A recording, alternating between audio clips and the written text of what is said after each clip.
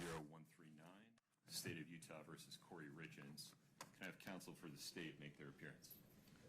Good morning, Your Honor. Brad Bloodworth, Lindsay Sherbanak, and Margaret Olson for the state. Thank you. And for the defense? Wendy Lewis, Catherine Nestor, and Alex Ramos for the defendant, who is present. Very good. This is the time set for sentencing.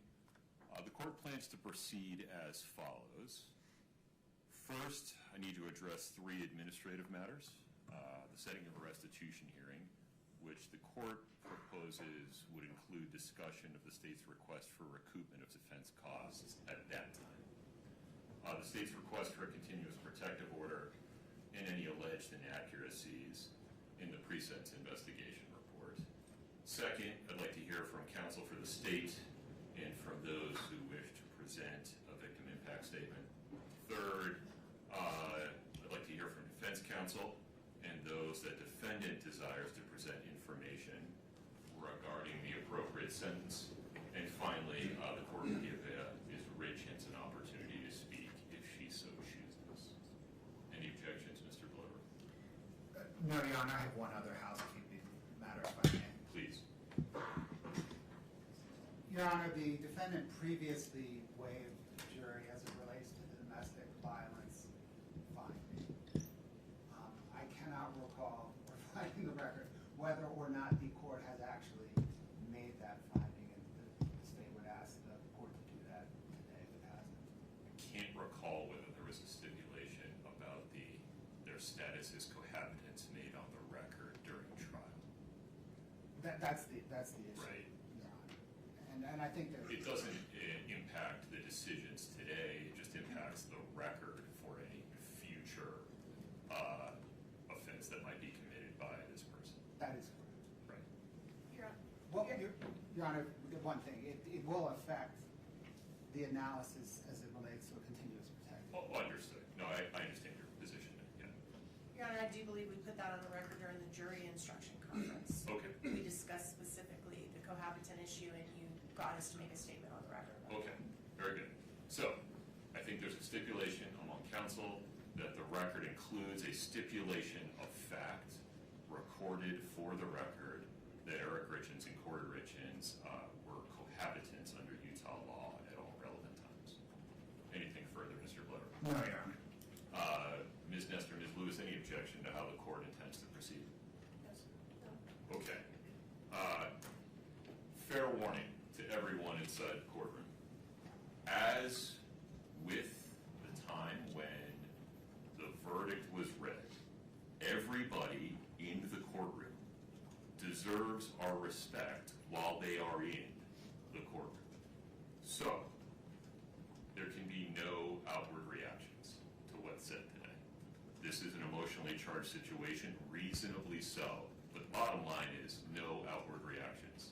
If you feel overcome with emotion, please look down, keep your hands folded in your lap. Moreover, to those that might be coming to the podium to make statements today, please make sure you're addressing me, the court, not other people in the courtroom. You're of course allowed to reference other people in the courtroom, but speak to me. All right. Let's talk about setting a restitution here. What makes sense from the state's perspective?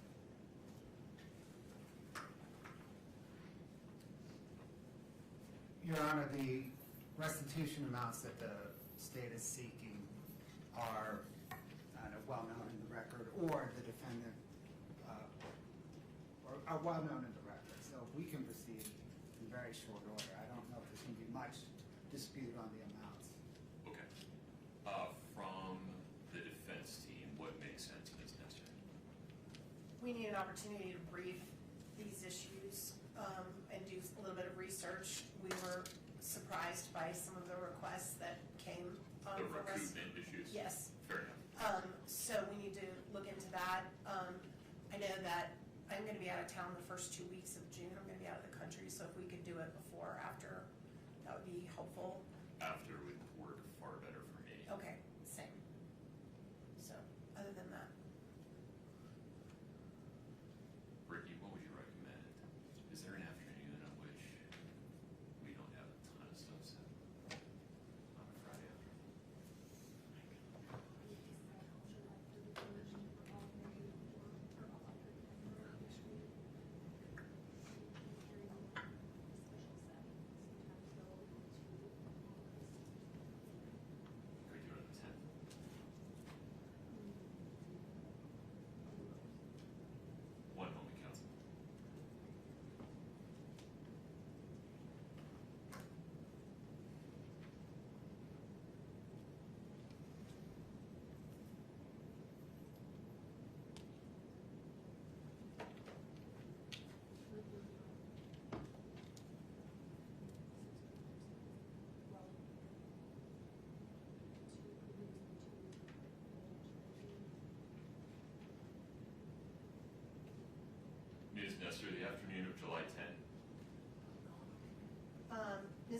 be out of town, and that is the week we are doing the preliminary hearing in my case in Utah County.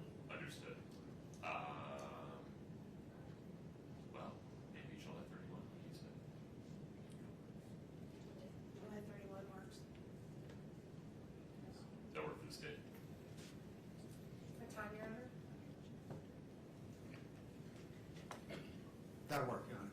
All right. We'll say 1:30 p.m. on July 31. Ms. Nestor, would you like to appear in person or by web extension? In person, Your Honor. All right. We'll set a restitution hearing to include discussion of the state's arguments regarding recoupment as made in their sentencing memorandum on July 31, 1:30 p.m. in person. Okay, anything further on that, Mr. Blood? No, Your Honor. Ms. Nestor? No, sir. All right. Mr. Blood, the state's request for a continuous protective order. I looked hard at this. Let me relate some of my concerns and then have you respond to them, and then we can go from there. I looked at this, cases cited by the state, I looked at the statute, considered the absurdity doctrine. It seems to me that the legislature has adopted a policy where a convicted person's First Amendment rights are reasonably restricted in domestic violence cases to prevent the survivor of domestic violence from being re-victimized by contact, either direct or indirect, by the convicted perpetrator. And it seems that the legislature has recognized that a survivor of domestic violence can be re-victimized by the perpetrator contacting their family members or other household members. The statute contemplates that. But here, or in a situation like this, where the Domestic Violence Act does not have a survivor, rather it has a decedent,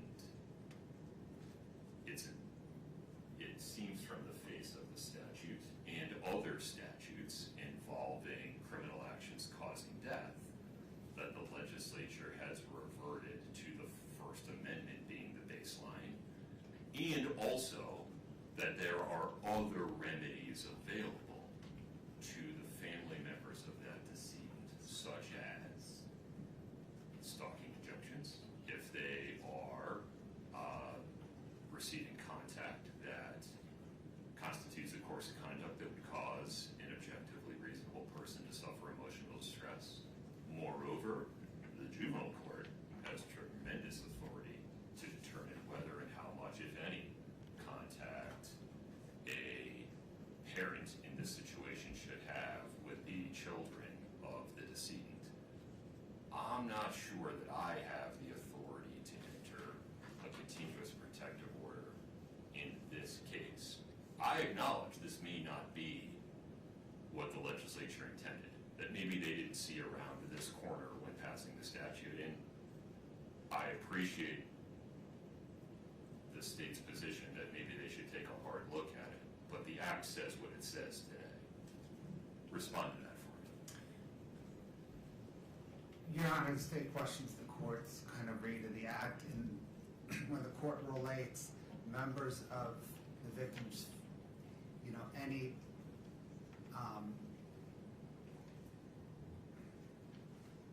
harm to members of the victim's family relating back to the harm to the victim, causing the victim harm. I think the plain read of the statute is, and it's 78 Bravo -7-8043 3D Right. 5. Necessary to fully protect the victim and members of the victim's family. Correct. The plain read of that sentence, Your Honor, does not say that the protection for the members of the victim's family does not, it does not relate back. It is a separate clause. It does not relate back to protection of the victim. And I think within the scheme of the statute, the legislature envisions protection for the victim, separately protection for the victim's family as an option of this court. And I think that's kind of consistent. This statute's odd. I think it's subsection B, which has a preamble on legislative intent. Right. And I think consistent with that preamble on legislative intent is the legislature's grant of this court, any court, authority to protect the victim's family under the statute as well, because of the unique nature of domestic violent crimes. An argument the state didn't make, maybe because it just doesn't believe in it, but it seems that a strict reading of the statute would say, I'm required to enter the continuous protective order and set a hearing, and then let defendant make the argument that. Your Honor, procedurally, I think that's right, because of the threshold inquiry of whether or not the victim, decedent in this case, reasonably apprehends a harm. Right. Practically, though. But practically, I don't know that, I mean, it seems to me as the state brief that that is evident, that a decedent cannot reasonably apprehend harm. Okay. Let me hear from the defense counsel for a moment. Yes. Your Honor, we agree with the court's original statements. We think this request for a continuous protective order is outside the purview of the statute. It's outside this court's authority. We believe it violates her First Amendment right. If these communications are not threatening, this would basically mean she could never send her sons a birthday card, a Christmas card, any type of communication. Well, pause there for a minute. Let's take the three boys out of it, because there's a whole separate set of concerns there, Right. given that her parental rights have not been terminated. Right. And I don't have authority to do it. Correct. Juvenile court does. Right. But if we would talk just for the moment about the adult family members of Eric Richins, Well, it would mean that she could never reach out to them. right. Well, and that could create problems if they're the guardians of her children and there's an issue if she is given any type of parental input to major life decisions, to medical care, to anything like that she would not be able to communicate would be problematic. She has no intention of communicating with them outside of matters that have to do directly with the children. I also think this, well, you said you're setting the boys aside, so my other arguments, I'll deal with them. But as far as I can see, there's another courtroom where this could happen. There's another venue under which this could happen, and this is not the appropriate place to do it. All right, Mr. Bloodworth, any additional thoughts regarding the state's request for a continuous protective order? No, Your Honor. All right.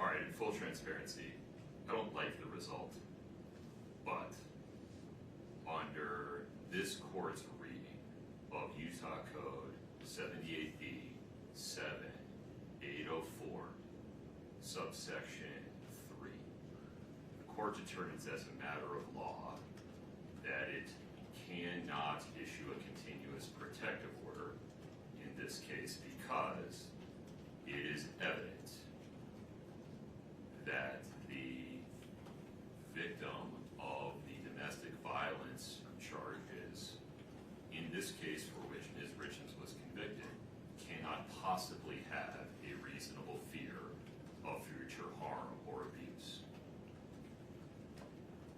It very well may be that this is not the result the legislature intended, and I would encourage the legislature to take a hard look at 78B 7804 subsection 3 to fill this gap explicitly. But they haven't done it yet. They know how to do it, and the court is not persuaded that this result is so far outside of what they could have possibly intended, given the overlay of the First Amendment, that the absurdity doctrine requires a different result.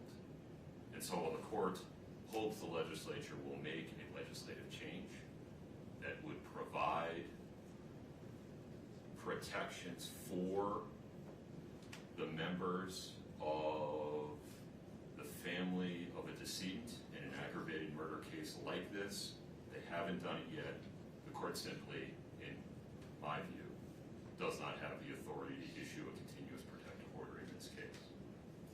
In so ruling, the court expresses no opinion whatsoever, one way or the other, as to whether Eric Richins' family members might qualify for issuance of a stalking injunction in the future, and expresses no opinion one way or the other as to whether the juvenile court will put in place restrictions regarding Ms. Richins' communications with her 3 boys. Anything further on that, Mr. Blower? No, Your Honor. Ms. Nestor? No, Your Honor. Okay, Ms. Nestor, may I ask you a couple of questions regarding the pre-sentence investigation report? Yes, sir. Have you had a chance to review it? We have, Your Honor. Have you had a chance to review it with Ms. Richins? We have, Your Honor. Okay. Are there any inaccuracies in the PSR that we need to address? We submit there are inaccuracies. They're all related to the factual recitations, which this court presided over the trial and is very familiar with. We have confidence the court remembers what happened at trial and remembers what was presented, and we would submit. Okay. For the purpose of today's hearing, to the extent there are any factual inaccuracies in the pre-sentence investigation report regarding the factual background of this case, the court determines that those factual inaccuracies are not relevant to the court's sentencing decision and do not affect the court's decision regarding the appropriate sentence one way or the other. Anything further on that, Ms. Nestor? No, Your Honor. Okay. Mr. Bloodworth, how would you like to proceed? Your Honor, the state is prepared to present. Please.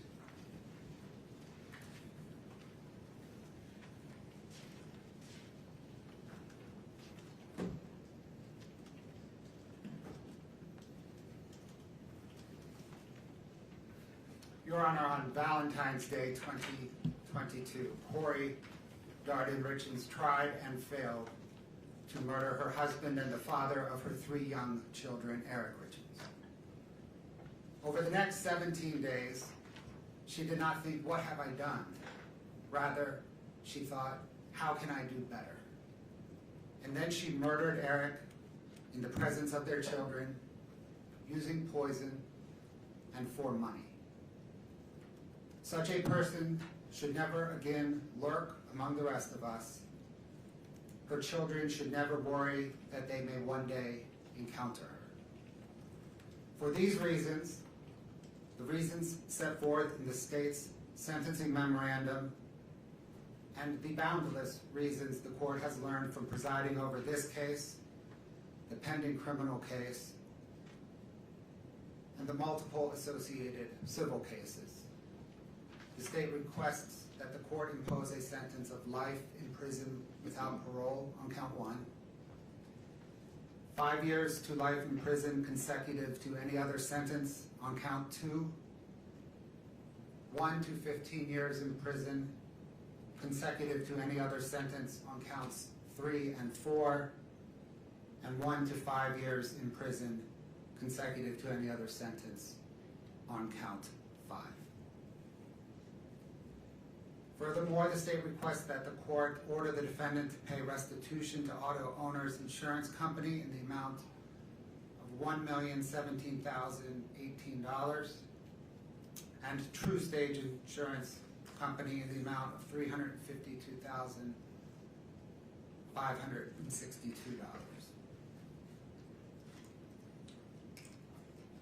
The state requests that the court order the defendant to pay recoupment to Summit County in the amount of $1,391,943.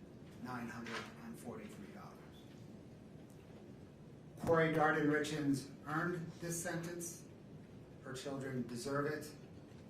Only this court can order it. The court's time this morning is best spent hearing from a few of Kouri Richins' victims. Fathers are not meant to bury sons. Gene Richins will present his victim in impact statement first. Losing a sibling is losing a piece of yourself. Kouri Richins Benson, Clint Benson, and Dr. Amy Richins will then present their victim impact statements. There are no greater victims in this case than Eric's 3 young boys. The defendant took both of their parents from them. Jessica Black, who is Weston's counselor, Christina Greening, who is Ashton's counselor, and Sarah Barber, who is Carter's counselor, will then present the boys' victim impact statements. Your Honor, Gene Richins.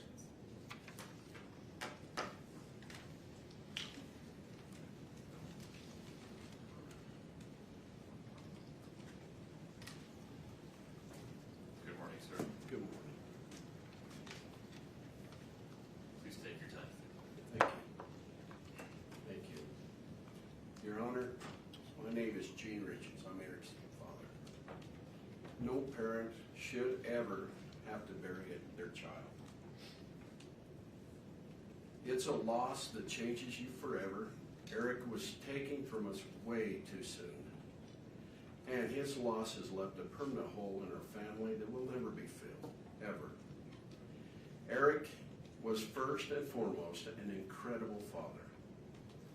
To his 3 boys, Carter, Ashton, and Wes, his sons were his world, and he was theirs also. They didn't just see him as a dad, they saw him as their best friend, their coach, their mentor, their protector. He was present in every part of their lives. Whether it was soccer, baseball, basketball, or any activity that they were involved in. Eric was there coaching, encouraging, and supporting not only his own boys, but every child on the team. Eric didn't just coach sports. He built confidence. He built character and friendships. He gave his time freely because he cared deeply about helping young people grow into strong, kind, and capable individuals. The impact Eric had on these children and families continues even now. On the soccer team that he coached, before every game, the players gathered and called out a cheer. For many teams, it might be something ordinary. But for Eric's team, even 4 years after his death, they still break the huddle with the words, 1, 2, 3, Eric. That simple cheer speaks volumes about a man he was and the lasting imprint that he left upon young lives in this community. He was a light to his sons, to the boys he coached, and to our entire community. A light that was taken far too soon. Eric was only 39 years old. As his father, I miss him every day. I miss our conversations. I miss watching him grow into a man I was so proud of. One of the greatest joys of my life was seeing the kind of father he had become. Eric was patient, loving, dedicated, and fully present in his boys' lives. Watching him raise his sons with such care and devotion was incredibly meaningful to me. Eric was also an amazing brother to 2 sisters, a loving uncle, nephew, cousin, and loyal friend. He was a trusted business partner, a valued colleague, and a respected member of our community. He was generous with his time, his energy, and kindness. He treated people with respect, showed gratitude even for the smallest acts of kindness, and gave freely of himself because that's simply who he was. He worked hard to provide a beautiful life for his family. He gave them a home many would consider a dream. He ensured their needs were met, supported them, cared for them, and treated his wife with love every day. Yet despite everything he gave, his life was taken from him, not by a stranger, but by a person he should have been able to trust the very most in his life. He was betrayed in the most imaginable way possible. His life was taken through calculated, intentional actions motivated by the greed, control, and desire for a different life with someone else. Eric's boys lost a father. I lost my son. His sisters lost their brother. Our family lost a man who represented the very best of what a person can be. The ripple effects of this loss extend far beyond our immediate family. His friends lost someone they trusted and admired. The children he coached lost a mentor, a role model. Our community lost someone who genuinely cared and gave back without expecting anything in return. Eric will never see his boys graduate, get married, or become fathers themselves. He will never, again, stand on the sidelines cheering them on. He will never offer guidance, encouragement, or love in any way that only a father can.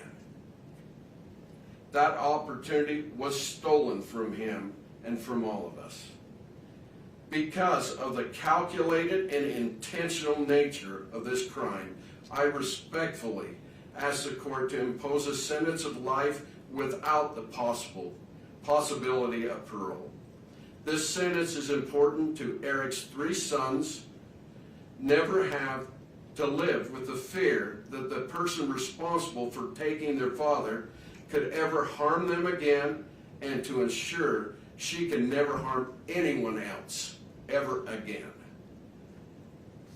Despite our immense grief, I want to acknowledge and thank those who have worked tirelessly to bring justice for my son. Eric was always grateful for others showed kindness and dedication, and I know he would want to express sincere appreciation to those who gave their time, effort, and professionalism to seek the truth in this case. We are deeply thankful to the prosecution team, Margaret, Brad, Lindsay, Fred, Joe, Wendy, Patricia, and the entire staff who supported them for their commitment and their perseverance. We also want to recognize and thank Todd for his dedication and relentless efforts in helping us ensure justice has been served. We are also grateful to Grace Wardis for serving as a spokesperson and an advocate for our family throughout this process. We thank the Summit County Sheriff's Office, Lieutenant Hemingway, Detective O'Driscoll, Detective Hopper, Officer Woody, Officer Gibson, and all the law enforcement personnel who worked on this investigation. We thank the bailiffs who ensured the safety and the order of this courtroom. We thank you, Your Honor, for your patience, professionalism, and stewardship of this process.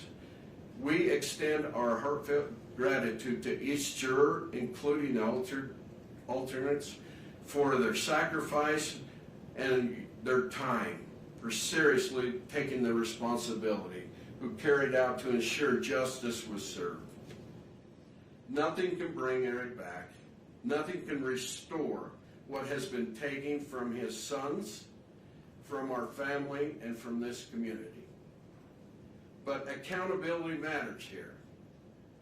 Justice matters. Eric mattered.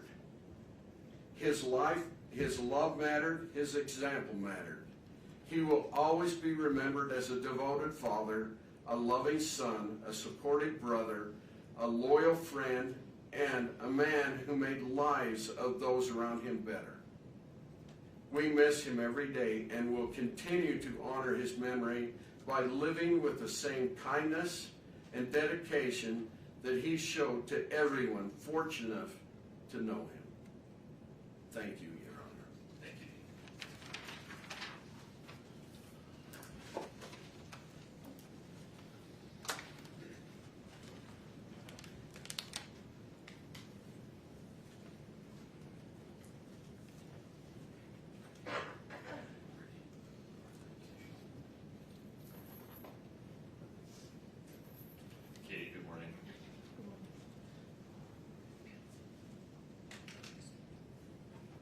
as you know, I'm Katie, and I'm Eric's sister. To begin, there are a multitude of people who deserve credit and appreciation. Law enforcement agencies across the state of Utah, the Summit County Prosecutor's Office, the Medical Examiner's Office, expert witnesses who worked hand in hand with law enforcement, Eric's friends, Eric's co-workers, my friends and my family, our entire team of lawyers and experts in the civil lawsuit. There are far too many people to mention by name, and I suspect if I try to, I will inadvertently leave someone out.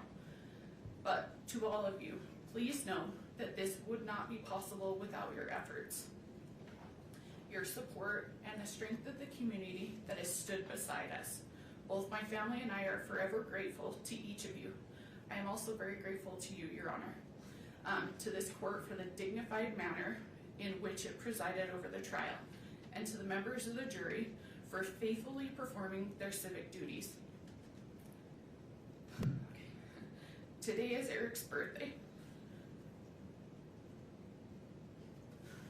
I stand before you because he can't.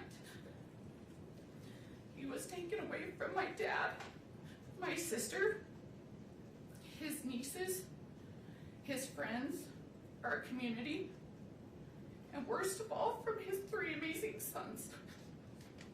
Sorry. He was taken away from us by a person he should have been able to trust, the person he should have trusted most in the world, his wife. It's impossible to fully describe how devastating Eric's death and Kouri's crimes have been to our family. Nearly every aspect of our lives has been permanently changed, and we have no choice but to live with those changes and with Eric's loss forever. Eric was a phenomenal brother, father, son, nephew, grandson, cousin, friend, and businessman. Eric and I were extremely close. We went through school together and navigated life side by side. Wherever Eric went, I was usually tagged along right behind. In school, Eric's nickname was Richie, and mine was Little Richie, a reflection on how inseparable we were. He wasn't just my brother. He was my constant, my protector, and one of my closest friends. Eric was the kind of father who anticipated his children's needs before they ever had to ask. He made sure they were always having fun, taught them how to be respectful and kind, and was constantly planning for their future. His mind and heart was always on his boys, always. Everything he did was for them. Eric was the very best uncle. He made his nieces, my daughters, feel truly special. He always found ways to have fun with them. He doted on them with love and attention. Eric was an incredible son, always there for my parents, stepping in without hesitation and helping in every way he could, without being asked. The bond he shared with my mom was truly special. We would often joke that the umbilical cord had never really been cut, but in truth, it spoke to the deep, unbreakable love they had for each other. This is who Eric truly was, a man defined by love, integrity, and unwavering devotion to his family. He is none of the things that Kouri tried to portray him as. Those mischaracterizations were nothing more than a vile effort to deflect blame. And those mischaracterizations stand in stark contrast to the reality of the man we all knew and loved. Eric's life and his actions and the profound impact he had on those around him speak for themselves, and they tell a story of goodness, strength, and character that cannot be rewritten or diminished. The saddest part for me in all of this is that I got something with Eric that his sons never did: time. I feel cheated that I only got to spend a few decades with my brother, but I should feel lucky in comparison. As Eric's eldest son told me shortly after his dad's death, he and his brothers did not even get 10 years with their dad. It is devastating that Eric is not here to coach them, to work the family ranch with them, to teach them how to drive, to attend their high school graduation, to send them off to college, to see them get married, or to celebrate the birth of his future grandchildren. His 3 sons are going to grow up and live nearly their entire lives without their dad. They're going to get to know their dad more from the stories we tell about them than their actual experiences. In all likelihood, by the time they are age 44 years old, which is how old Eric would be today, they will have little to no actual memories of Eric. And they have to go through life without their dad because their mother planned and carried out his murder. She could not have done anything more selfish or more cruel to those boys. In the place of a stable, secure, and loving home, Kouri gave the boys permanent trauma. They were in the house the night she killed their father. They were awake. They knew that something terrible had happened to their dad. As we heard on the 911 call during trial, one of them even walked into Eric's bedroom, where Eric's body lay dead, poisoned by someone who his son should have been able to unconditionally trust, love, and depend on. No child should have to bear that trauma. But Eric's 3 innocent sons will bear that burden, and they will bear it for the rest of their lives. Kouri's selfishness and cruelty did not end with Eric's murder. In the time after Eric's death, Kouri has done nothing but isolate, manipulate, deceive, and do harm to those boys. Almost immediately after Eric died, she cut them off completely from our family, from Eric's family. The isolation was calculated and strategic. Kouri used the boys as bargaining chips with my dad. She repeatedly threatened not to let him see his grandsons unless he could convince me, as Eric's trustee of his trust, to capitulate to her legal demands and give her all the trust assets. While isolating the boys, Kouri provided them with false and harmful information about me and my family. When DCFS took custody of the boys following Kouri's arrest and asked where they would like to go, they expressed fear of my family. The fear was not based on reality, but on what they had been told. For over a year, Kouri led them to believe that I hated them, that I was attempting to take Eric's money for myself, and that I intended for them to be left without support, that they would be homeless and starving. These statements were entirely false and had no basis in reality. Had they not been subjected to that influence, they would have known the truth. Prior to Eric's death, our families were very close. My daughters and his sons had strong friendships, and I had a meaningful individual relationship with each of my nephews. I spent time riding horses with one, helping another identify summer coding programs, and the youngest participated in ice skating lessons with my daughters. Our families shared holidays, worked together on our family ranch, took trips together, and I was present the day each of the boys were born in the hospital. The boys have expressed their confusion about these circumstances. They have stated that prior to their father's passing, both Eric and Kouri frequently told them if anything were to happen, they should go with me, that I would care for them and support them. Following Eric's death, however, those messages changed. After Eric passed away, Kouri prevented all contact between our family and the boys. She prohibited communication and continued to provide them of false information about us. When we were finally able to see the boys again, approximately 15 months after Eric's death, the boys hardly recognized the relationship we had. Instead, they viewed my family and me with fear and hesitation, as though we were strangers. Kouri also went to great lengths to jeopardize the boys' financial futures. I know you are very aware of this. Among other things, she drained the personal bank accounts that Eric had set up for his boys as college funds. She allowed the boys' Social Security survivor benefits to be funneled to individuals who were not taking care of the boys. And she sued me in my role as Eric's trustee and personal representative, not once, not twice, but 3 separate times. The goal of her lawsuits is singular. She wants all of Eric's assets for herself. Despite her lies and fanciful public portrayal, she knows that none of Eric's assets are going to me, my dad, or my sister.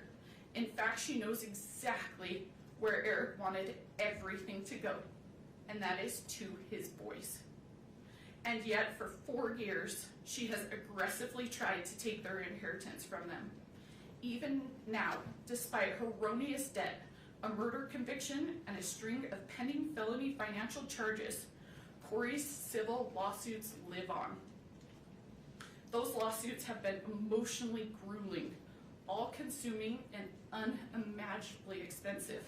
And tragically, every dollar on those suits is a dollar that Eric's boys will not get.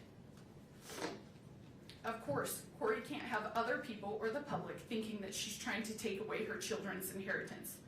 So for the past 4 years, both in court and in the media, she has demonized and vilified me. She has hurled wild accusations in my direction, including that I hacked her bank accounts, forged her bank statements, paid off witnesses, unduly pressured law enforcement into investigating her, and quietly pulled the Summit County prosecutor's strings. It is despicable that for doing nothing more than trying to honor Eric's wishes, Kouri has cast me as the evildoer here. Just as bad, honoring Eric's wishes has landed my sister and myself, and unbelievably, my 2 daughters in Kouri's crosshairs. One of Eric's sons recently told me that Kouri used to say, "I will get them one day."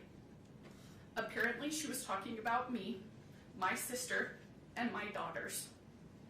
Her infamous walk the dog letter, the part the jury did not hear, confirms her desire to harm me. In it, she talks at length about her plans to get at Amy and me, including by targeting my daughters, both of whom are under the age of 10. It takes a sick mind to target children. The mere thought that someone who has so little regard for human life or decency might one day walk free is horrifying. I worry about the safety of Eric's boys, my daughters, my sister, and myself. There is nothing Kouri will not do, and no one she will not hurt, to achieve her own selfish ends. I am not the only one that is afraid. There are 3 little boys who, instead of fearing those who love and adore them, as Kouri would prefer, worry constantly that Kouri might show up one day and take them away. Eric's sons deserve so much better. They are not bargaining chips. They are not cash cows. They are not props for some twisted children's book about grief and loss. And yet that is what they've been reduced to by Kouri. To my unending sadness and horror, Eric himself understood all too well the danger she posed to his children and to his family. When Eric told me he had changed his estate planning and appointed me as his trustee and personal representative, I begged him to end the marriage and go his separate way. By that point, he had already consulted with a divorce attorney and was deeply afraid that he might not be awarded sole custody of his children. He made the heartbreaking decision to stay because he could not accept the risk of what might happen to his sons if Kouri had equal custody. He told me he would live his life through hell every single day of his life until his youngest was 18, because he believed Kouri was the most evil person he had ever met. He knew that his sons did not like her. He told me as much many times. He knew that they would prefer to be far away from her, but he also knew that divorce carried significant risks. And he said he could never allow his children to spend half of their time alone with her, because he was certain they would be exposed to harm and things no child should ever experience. He made it clear that in his mind, if Kouri were given equal custody, his children would be in the care of someone he believed to be deeply dangerous. He feared the people they could be exposed to and the damage that could be done. At the same time, he spoke with deep love and admiration for his boys. He told me that they were the most amazing boys in the world, and that none of this was their choice and none of it was their fault, and that he would do everything in his power to protect them for as long as he possibly could. Kouri loves to go on and on about how this case is a media sensation. She's right. News outlets from here to Europe have covered it. There have been countless newspaper articles, podcasts, and TV specials about it. Every hearing is live streamed on numerous YouTube channels. Every filing is scrutinized by internet lawyers and true crime junkies. There is no question that this case is famous and that Kouri is now famous. But what Kouri never mentions in talking about her fame and notoriety are the reasons why this case is now famous. It is famous for how appalling and sickening it is. It is famous because a mother meticulously planned to kill her husband, killed him while their children were sleeping in the next room, and then had the audacity to hold herself out as the author of a children's book about grief and loss. It is famous because she spent time Googling luxury prisons for the rich in America. It is famous because from her jail cell, she scripted a bunch of phony testimony so that her brother could perpetrate a fraud on the court. It is famous because she victimized her own children and threatened to victimize Eric's nieces. The fame and attention are directly proportional to the evil that has gone on here. This is not a situation where the idea of rehabilitation should be entertained. In taking Eric's life for her own selfish gain, Kouri did not only harm Eric, she permanently harmed 3 kids who were under the age of 10. She took away a dad, a son, a brother, an uncle, a grandson, a nephew, a cousin, and a friend. Eric's death has caused immeasurable pain to so many. Obviously, there's nothing the court can do about that. And you cannot bring him back. But what you can do is give Kouri's victims at least some measure of closure. To that end, I ask that the court impose a sentence that ensures Kouri never has the opportunity to harm Eric's children or our family again. Please do not let my brother's life be worth nothing more than a 25-year punishment. Please do not leave those boys to wonder whether Kouri might track them or their children down in the future. Please do not create a possibility for Kouri to endanger Eric's boys, my daughters, my family, or anyone else ever again. Please sentence Kouri to a life in prison without the possibility of parole. Thank you. Thank you, Kate.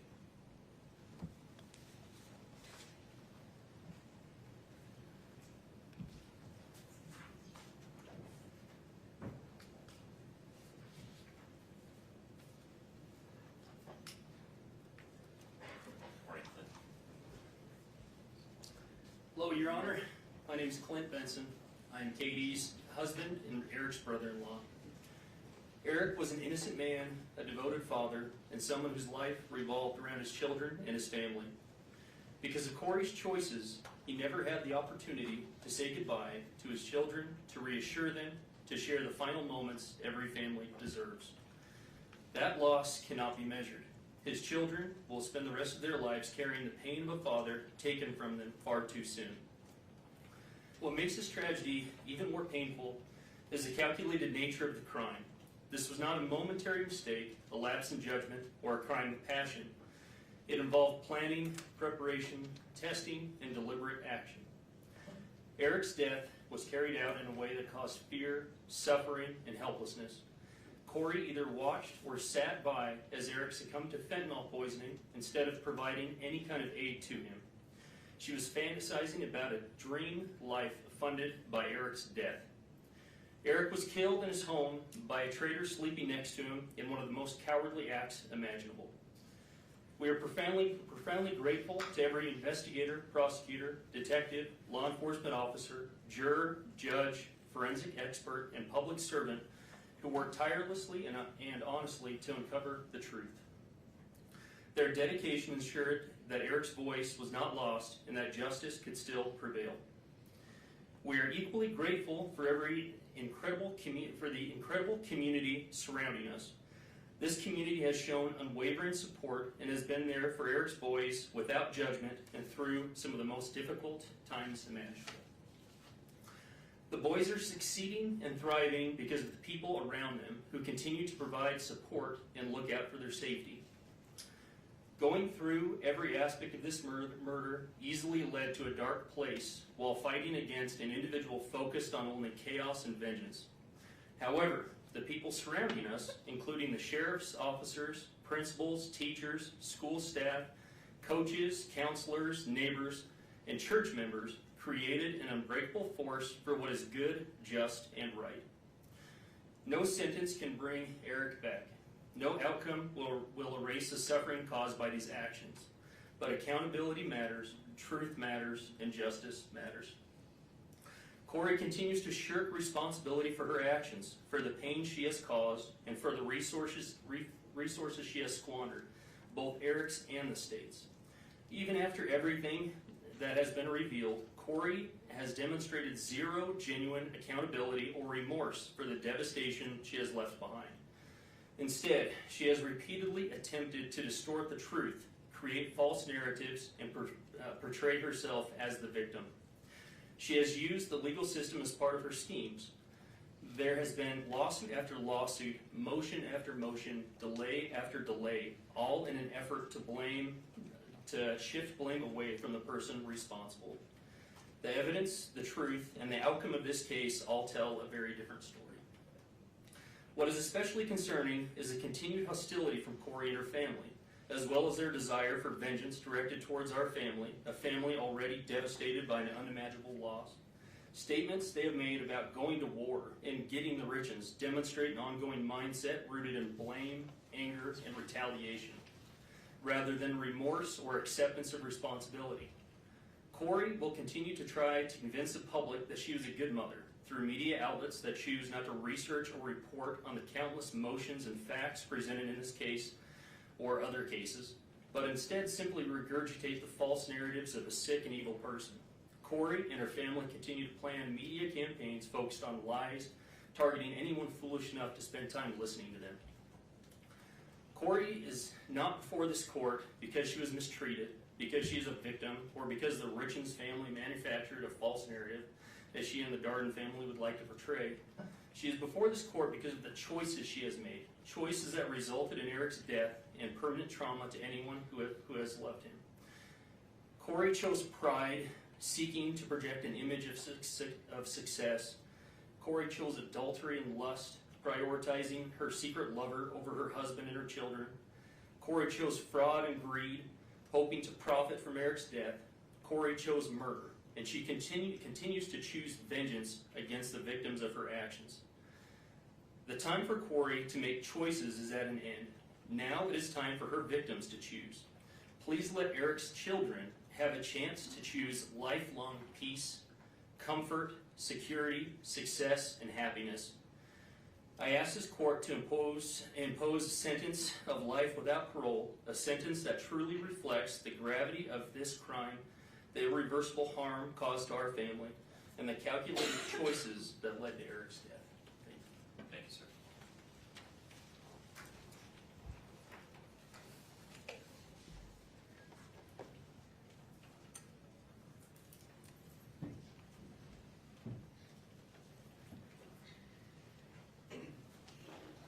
Amy, good morning. Good morning. Honorable Judge Mrazik, my name is Amy Richins. I am Eric Richins' sister. Today, I'm here to speak as a victim and to speak for Eric because he no longer has a voice. I addressed this court in 2023 when we were living in a state of visceral shock. Now, 3 years later, we are here at sentencing on a date that carries a weight I can barely describe. Today's Eric's 44th birthday. Birthdays are supposed to be proof of life, a day to celebrate another year of growth. Instead, today is a cruel reminder of another year Eric will never see, and a reminder of the fatherhood that was stolen from his 3 sons. Before I talk about what this crime has done, I need you to know who Eric was, not as a headline, but as a person. Over the course of this trial, so many people described Eric in strikingly similar ways. They called him outgoing, confident, funny, competitive, dependable, driven, and fiercely loyal. He was a leader, a hard worker, a rancher, a businessman, a coach, a best friend, a brother, a son.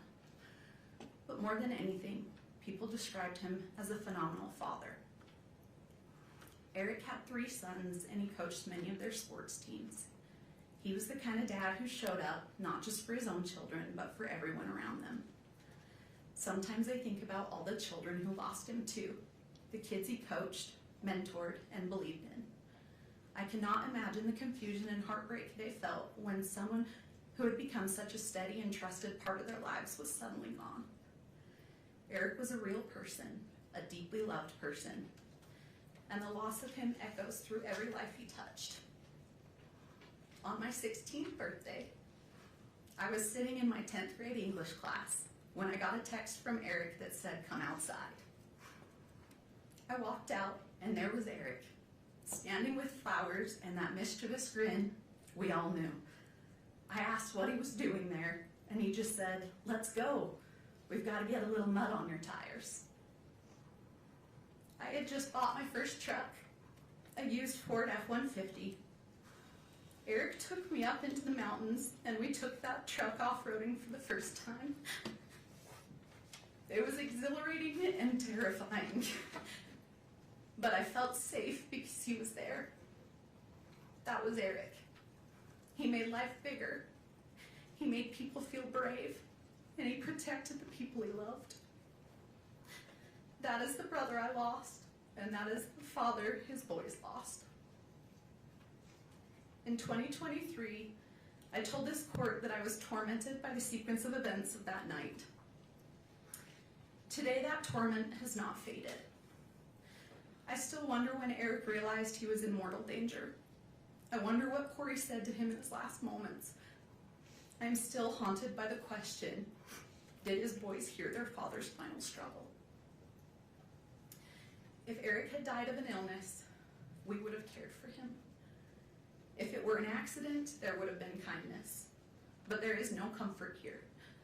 In his last moments, after being intentionally poisoned, my brother was faced with the ultimate betrayal. Eric's sons were 9, 7, and 5 when their world was shattered. They are now 13, 11, and 9.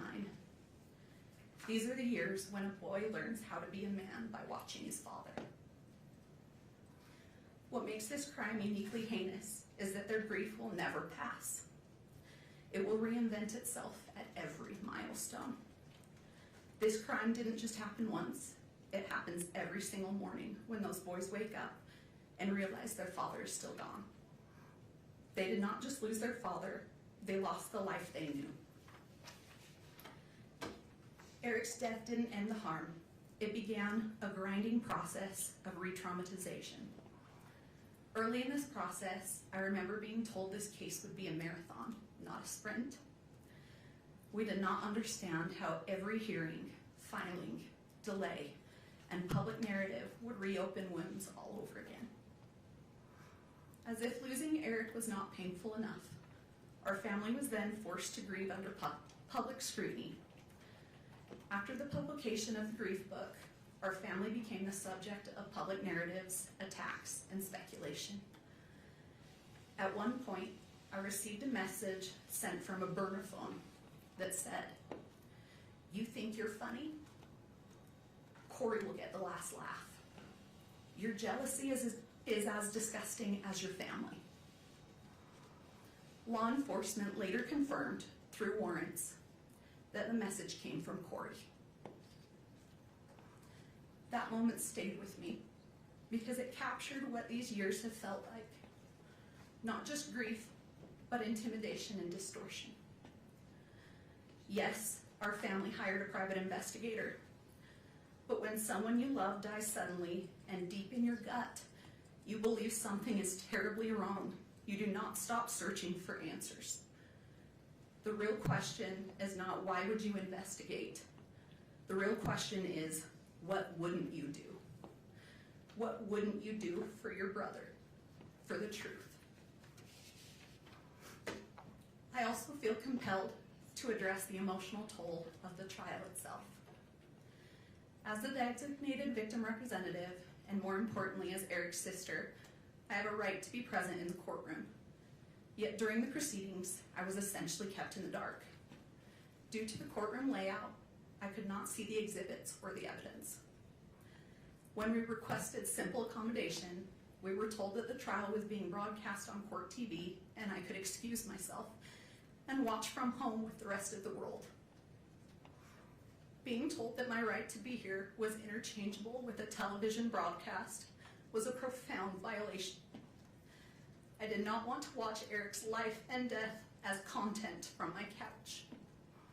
I didn't want to go home after a grueling day and listen and watch it all over again. I had a right to be here, to face the evidence directly. Still, to this day, I have not been able to rewatch the trial because it's so time-consuming and painful to relive. I still have not seen all the evidence that was presented. Your Honor, I need to say this clearly. Someday, those boys will grow up and look back at the records of this trial. I need the truth to be the only thing they find. The claims made against Eric's character were not just legal defenses, they were acts of secondary violence. Eric was a protector, not a predator. These lies were a desperate attempt to justify the unjustifiable, and they have added a layer of cruelty to our grief that is nearly impossible to bear. I also need to correct the record on a few misrepresentations. First, the prenup. It was provided well before the wedding, not in a last-minute way. Second, the incident between Kouri and me. I never touched her. Kouri pled guilty to assaulting me. Yet she and her circle have continued to spread false narratives. This is a pattern of distortion that has kept our family trapped in conflict. There is something that has haunted me for years. And I found out Katie was the exact same today. I begged Eric to leave too. I begged him to divorce her. But Eric was trying to protect his boys. People often struggle to recognize intimate partner violence when the victim is a man. But Eric's actions spoke for themselves. He documented conversations. He tried to protect himself. He knew after Valentine's Day that she had tried to poison him, but he also believed that if he left, he could not fully protect his children. So he stayed because he was trying to keep them safe. This trauma has seeped into every corner of my life. And also, it has also deeply affected my own family and marriage. My husband, William, watched me be consumed by the pursuit of justice. For 4 years, we have lived in a constant state of stress, grief, and emotional exhaustion. I lost my job as a professor at Montana Tech University on the very day I was subpoenaed to appear in this court. Eric was so proud of me earning my PhD, and teaching students was something I loved and that made me proud. It now seems like another thing that Kouri's actions have taken away from me. But the most devastating loss is one that isn't in any police report. Because of the unrelenting stress of this investigation and the constant attacks on our family, I suffered a traumatic miscarriage of twins. We lost our children. We lost the future we were building. Kouri's actions didn't just end one life. They reached out and stifled the lives of my unborn children as well. That loss lives inside this tragedy too. Eric's murder did not just take someone from my life. It plunged me into a darkness. It stole the light I once carried. It erased the future I had planned. Every day, I wake up and step into this same crushing emptiness. where time itself feels frozen and meaningless. The laughter of my future children, the warmth of my family, the simple joy of waking to a new morning, all of it has been devoured by this crime. This grief is limitless, resembling the ocean. Sometimes it softly touches the shore, other times it pounds against it with fierce force. Occasionally, it surges like a massive tsunami, overwhelming everything. These changes can occur suddenly, and like the ocean, it cannot be controlled. I didn't just lose my brother. I lost my sister-in-law. I lost someone I considered my friend. We had good times together. That loss is so complicated now, Your Honor, because it forces you to grieve someone who is still alive while facing the horror of what they have done. It is grief that doesn't resolve. It just sits there heavy every day. This crime has fractured our family in ways outsiders cannot understand. One of the most painful realities is that my husband and I do not get to see our nephews. This tragedy has created a wall of trauma between us, and that feels impossible to climb. Because of this crime, we are no longer present in those boys' lives the way Eric would have wanted. In 2023, I told this court I never knew evil like this existed. Everything I have witnessed since has confirmed that. Kouri did not just kill Eric, she attempted to kill the spirit of everyone who loved him. She lied to his children, she lied to the world, and has shown no remorse while dancing on his grave for profit. Your Honor, a parole-eligible sentence is not a conclusion. It is a reoccurring nightmare. It guarantees that every few years, Eric's sons will be notified that their father's murderer is seeking freedom. It forces them to relive the trauma repeatedly for decades. Eric died trying to be his children's shield. He can no longer protect them, so now the responsibility falls to this court. I ask you to provide these boys with the finality and safety they deserve. I ask you to ensure that the noise of Kouri Richins never enters their lives again. For the years of suffering we've endured, for the children who will grow up without their father, and for the life she stole from Eric and the peace she stole from us, I respectfully ask that you sentence Kouri Richins to life without the possibility of parole. Happy birthday, Rico. Thank you.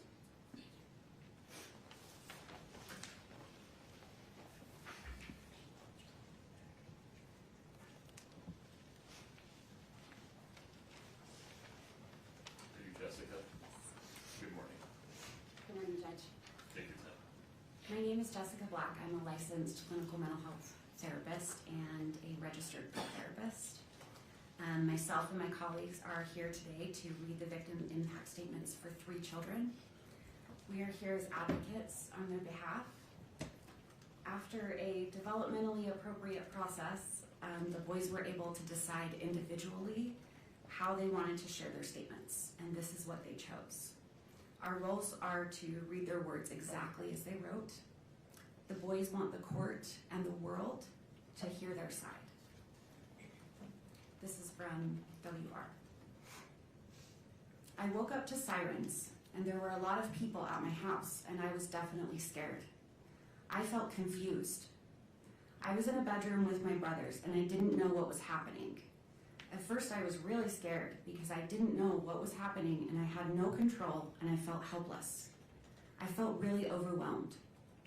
After my dad died, Kouri would put us in the basement while she was with the neighbor. I felt scared because I thought something really bad was happening again. She would take me to places that smelled really bad. Everything she did made me feel uncomfortable. When someone talks about Kouri, it makes me feel hateful and ashamed. She took away my dad. It's made me have a hard time trusting people. I was scared that Kouri's family would come to my school and take me. I had to go to counseling with DCFS in Heber, and I did not like it. DCFS made me talk to Kouri, and I couldn't do things that I wanted to do. I felt not important to anyone. I feel a lot better about myself now than I did with Kouri. I can't ever see my dad again. I want her to go to prison forever. If she got out, I would be so scared, really mad, and I wouldn't want to go with her anywhere. I'm worried that she would take me away from Katie and Clint. Once she is gone, I will feel happy, and I will feel safer and relaxed, and trust people more. Thank you.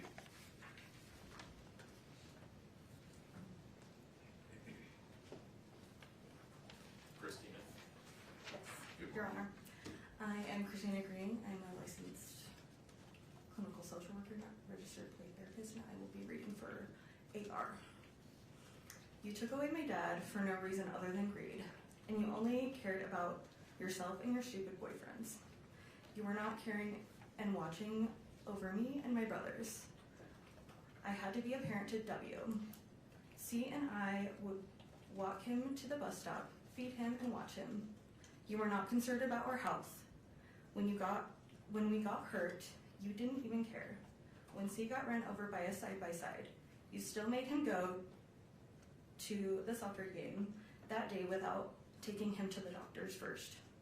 You would lock C in his room, and I would have to go to the kitchen and bring him food. You shamed us when we didn't want to eat uncooked lasagna you made. We threw it away because we couldn't eat it. Then you made us watch videos of children starving in war areas. You wanted to scare us into eating something that wasn't cooked. You wouldn't let our dog outside, and then the dog would pee inside. You created this problem, then you would smack my dog on the head as hard as you could. You wouldn't let me put my kitten in the garage for safety at night, and we found it eaten by raccoons the next day. You wouldn't let us turn on and use the heater lamp for the chickens and bunnies, and they froze to death. You would always argue with my dad and lock the door. You were not playing the role as a real mother does. You were doing the opposite. Now my dad can't be my coach anymore, can't be at any of my games. He won't be at my birthdays. He can't teach me how to drive. He won't be at my graduation, and he can't take me camping or fishing. You made me paranoid about sleeping on my dad's side of the bed by saying I might die or get harmed when I was just trying to be close to my dad after you killed him. You took away everything from me and my brothers. I don't want you out of jail because I will not feel safe if you are out. You have never said sorry for anything that you have done to me and my brothers. I don't want you to hurt anyone again. I know that you will need to stay in jail to fully take accountability for what you did to me, C, W, and my dad. With you in jail, I will be able to continue to feel safe and live a happy and successful life without fear of you hurting me or anyone I love. Thank you, Your Honor. Thank you.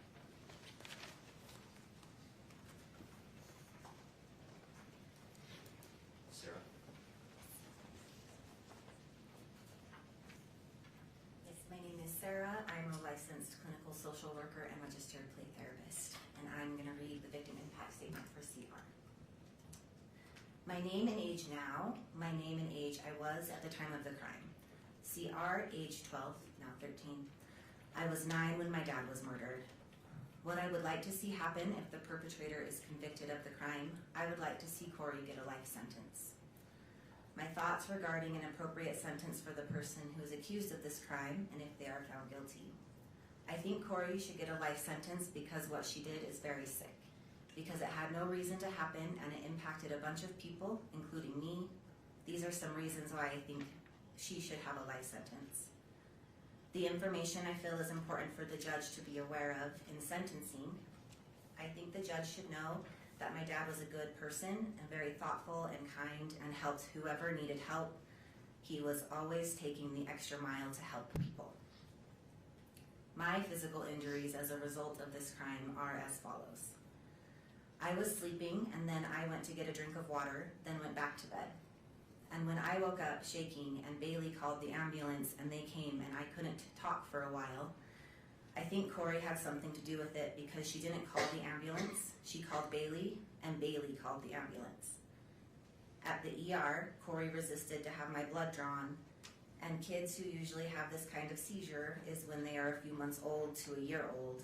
I learned later that Kouri bought more fentanyl and had it in the house when this happened. I think this is what happened. She did what she did to my dad in the living room. My experienced emotional injury because of this crime is described as follows. Sad. I feel mad that I have to feel sad. I went from being scared for my life to feeling really good.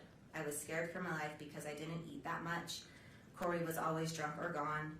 I was always locked in my room. I can't remember, but I am pretty sure the lock was on the outside. Kouri threatened she would kill my lizard because we didn't want to watch some weird show with her. All of our chickens died because there was no food or water. My rabbit died because we didn't have food or water.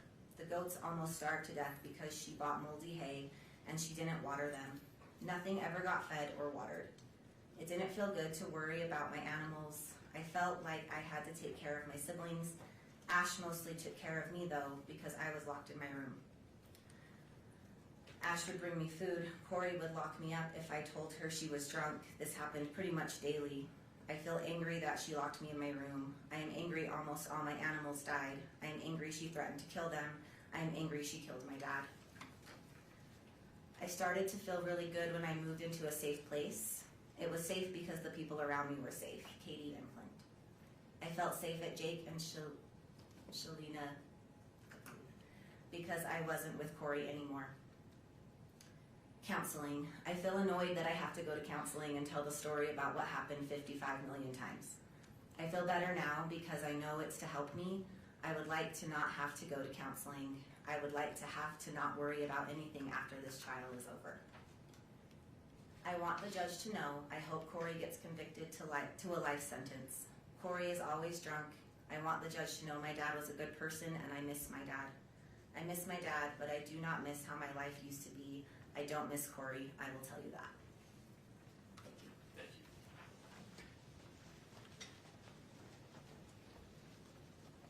Mr. Bloodworth, anything further from the state? Your Honor, the state moves to admit state sentencing exhibits A through I previously provided to the court and defense. I have copies now I can bring to the court. Any objection, Ms. Dester?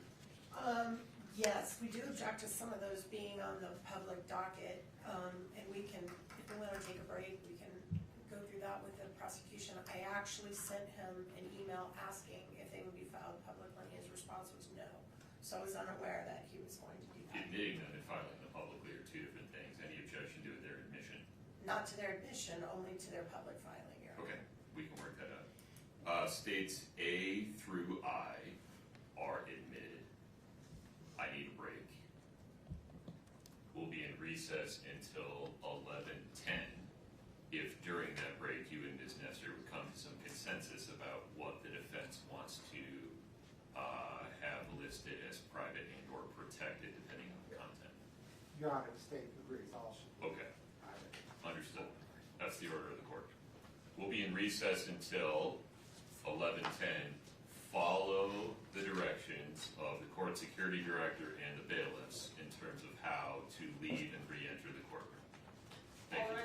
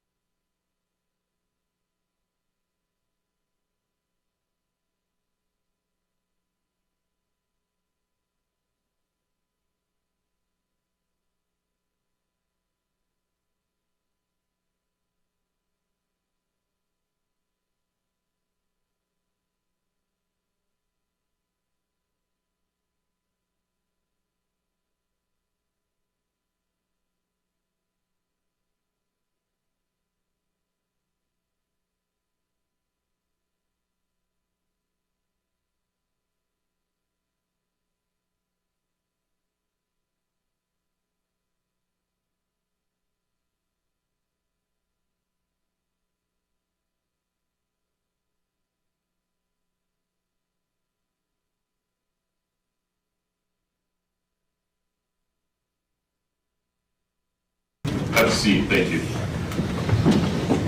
We're back on the record in 231-500-139. Mr. Bloodworth, just to confirm, anything further from the stand? No. Okay. Ms. Lewis, Ms. Nestor, please tell me what's contemplated. Your Honor, I have some opening remarks, then we have some letters that some of which we've been asked to read, others are here to read themselves. Due to the excessive publicity, several of the people have asked that only you and the prosecutor know their names, and that we not say their names, and so I'm going to provide you with each letter as we go that has their actual names on it.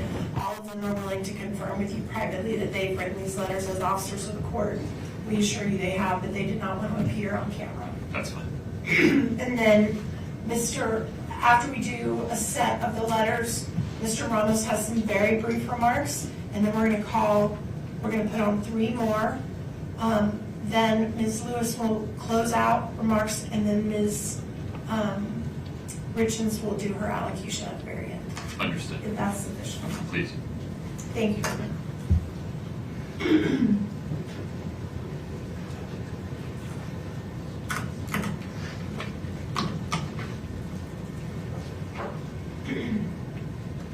May it please the court. Excuse me. We began this journey when Kouri Richins stood before this court, stood before your honor, and entered a plea of not guilty.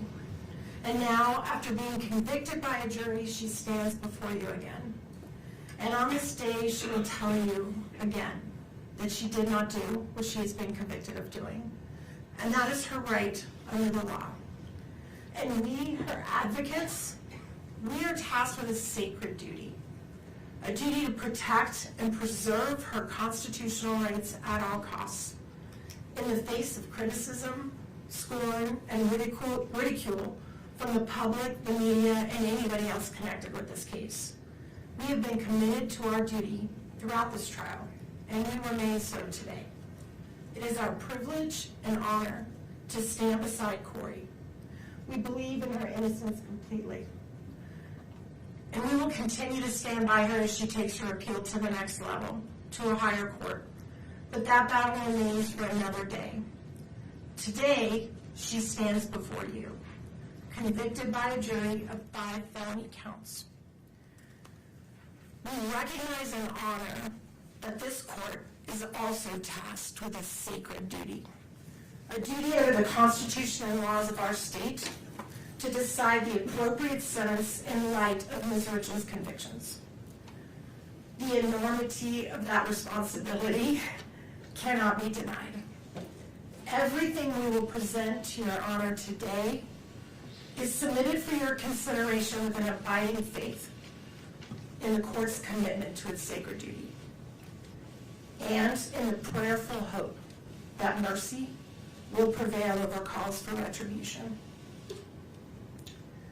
As the state has conceded in their briefing, in order to decide an appropriate sentence, it is right and just for this court to look not only at the conduct for which Kouri Richins has been convicted, but also at her entire life.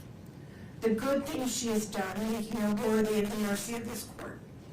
Things such as the personal traits and characteristics that suggest she is not the monster that the prosecution portrays, but a human being, a mother, a daughter, a sister, a friend, a person that has made mistakes, but a person who has loved deeply, a person who's completed acts of kindness and love and care toward others, a person who's contributed to her community, a person who, even in the darkest time of her life, reached out to help others who were incarcerated alongside her, a person who unselfishly tried to ease the pain her family and friends experienced as a result of this case. Now, we have asked people who know Kouri the best to show you the person they know and love. You will hear from family and friends who saw her the most. You will hear from people who worked with her. You will hear from people who spent time with her since she's been incarcerated and have seen how committed she is to rehabilitation while she's in jail. Even more telling, you will hear how she's helped others even when facing unbearable situations in her own life. all of these individuals will reassure this court that she can be productive and make positive contributions in a carceral setting. You've heard from the state their cry for the harshest punishments available under our laws. Yet you also presided over this trial. You saw the evidence and the absence of facts that would justify such penalties. I am sure this court is aware of what a sentence of life without parole actually means in a prison setting. These individuals are locked down in their cells 23 hours a day. They are not provided with the opportunity to participate in programming, seek education, work at jobs in the prison. For all intents and purposes, they are treated as death row inmates. They are denied in-person visitation. They are stripped of any sense of community or humanity. They have no hope of any future reunification with the people they love. Out of the thousands and thousands of cases that go through our criminal justice system, less than 100 individuals have been determined to be worthy of a sentence of life without parole. And that is because judges throughout this state understand that such a sentence presumes that an individual is wholly incapable of redemption or rehabilitation and should be punished in the worst way imaginable until they die alone in a cage. And Ms. Lewis will talk more about that later. But in the meantime, you're also going to hear from 3 people who've never met Kouri Richins. They know nothing about her case, but they know about what life without parole means. You are going to hear from a mother whose son was murdered, and how many years ago she was in the position that the Richins family is in now. You will hear about her journey to forgiveness, and how after many years she came to regret seeking the penalty of life without parole for her son's killer. You will hear from a woman who understands how Kouri's boys feel. Her father killed her mother and was sentenced to prison. You will hear how she learned to forgive her father and how she's enriched her life through finding her way into a relationship with him again. And you will hear from a former prosecutor, someone who sat right where Mr. Bloodworth sits now, and how he personally witnessed the rehabilitation and tragic end of an individual he put behind bars for life.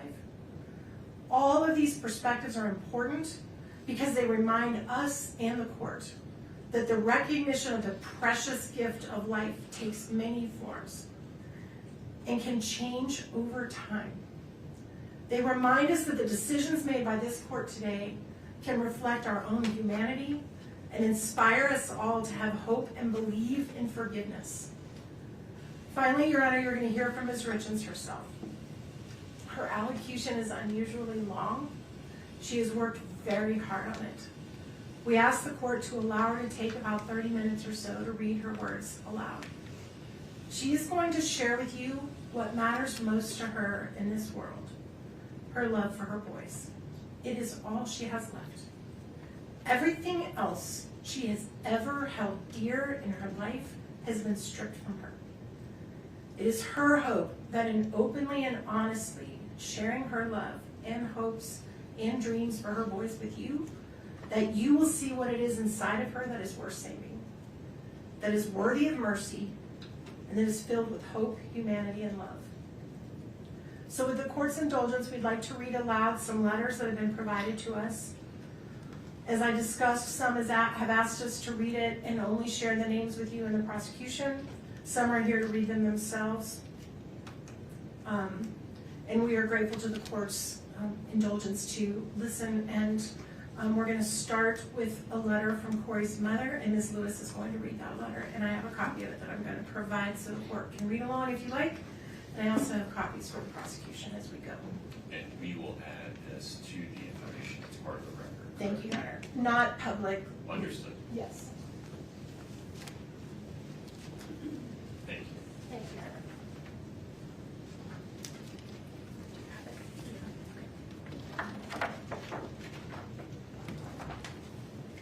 Good morning, Your Honor. Kouri's mother, Lisa Dark, is here in the courtroom. She's actually, I feel, given me the privilege to read her words. She was concerned about her ability to read them herself. Your Honor, Kouri is my daughter. I write to you today carrying grief that words struggle to hold. First and foremost, I want to acknowledge the loss of Eric. He was my son-in-law, my friend, and a truly wonderful father. Eric had a kind heart and a generous spirit. He was deeply loved, and he will never be forgotten by me or by the many people whose lives he touched. Eric once saved my life, and I have carried that gratitude with me every day since. His legacy lives on most clearly through the 3 beautiful boys he left behind. Your Honor, I speak today as a mother and as a grandmother. The children are my greatest concerns. These 3 boys have endured unimaginable loss and upheaval in their young lives. They lost their father, then their mother, then the sense of safety and continuity every child deserves. Their world has changed again and again through no choice of their own. Whatever sentence is imposed will shape their lives forever. Whatever sentence is imposed, that was their choice. I will continue to watch the boys grow, whether at school events, or sporting activities, and throughout their lives. I will keep them in my prayers, hoping they grow into emotionally stable and resilient young men. Kouri is more than the worst day of her life. She is a mother who has devoted herself to her children since the day they were born. Before all of this, she was deeply involved in their schooling, their sports, their faith, and their community. She coached teams, volunteered weekly at school, led youth programs, and taught her boys compassion through service, from food banks to flood relief to helping firefighters and families in need. Her life centered on her family and on helping others. In many ways, everyone impacted by this case has suffered loss. However, the greatest burden has fallen on 3 innocent children. These boys have experienced repeated disruption and trauma at an age when stability is essential. Before these events, they lived in a loving home with 2 devoted parents. They were surrounded by family, supported emotionally and financially, and deeply connected to both their mother and father. Their lives revolved around school, sports, family traditions, and feeling safe and loved. That sense of security was taken from them in stages. First, they lost their father suddenly and without preparation. They were informed by officials rather than being guided gently by a parent, a moment that forever changed their childhood. Their mother then spent more than a year helping them navigate grief, modeling compassion and emotional resilience, and working closely with them to understand loss in age-appropriate ways. She even found creative ways to help them cope emotionally during this painful period. Then, they lost daily access to their mother. Once again, they were told life-altering news by strangers rather than family. The boys were moved between placements, disrupting routines and emotional progress, despite beginning to feel settled and supported. Throughout this time, they maintained a meaningful and positive relationship with their mother through letters, phone calls, visits, and counseling. Later, they were moved again, against their expressed wishes, away from family caregivers and trusted relationships. Each transition compounded their confusion, anxiety, and grief. Children need continuity to heal, yet these boys have experienced repeated separations from the people they rely on most. As a grandmother who helped raise these children, I have also lost daily contact with them. They were a central part of my life, just as I was part of theirs. The separation from their maternal family has been devastating, not only to me, but to the boys themselves, who deserve access to all safe and loving family connections. Your Honor, these children have already endured more than most adults will in a lifetime. Being placed in the middle of adult proceedings and repeatedly confronted with painful realities risks further emotional harm. They love their mother. They need reassurance, not fear, healing, not more loss. I ask the court to carefully consider the cumulative impact on these children and the importance of preserving their emotional well-being and future stability when determining your appropriate sentence. Your Honor, I ask the court to take a moment to consider Kouri Richins as a whole person, beyond headlines or assumptions, and to understand the life she built before this case. Kouri has been driven, disciplined, and committed to growth from a young age. She graduated from high school in 2007, completing her studies a year early. She continued her education and earned her associate's degree in 2010.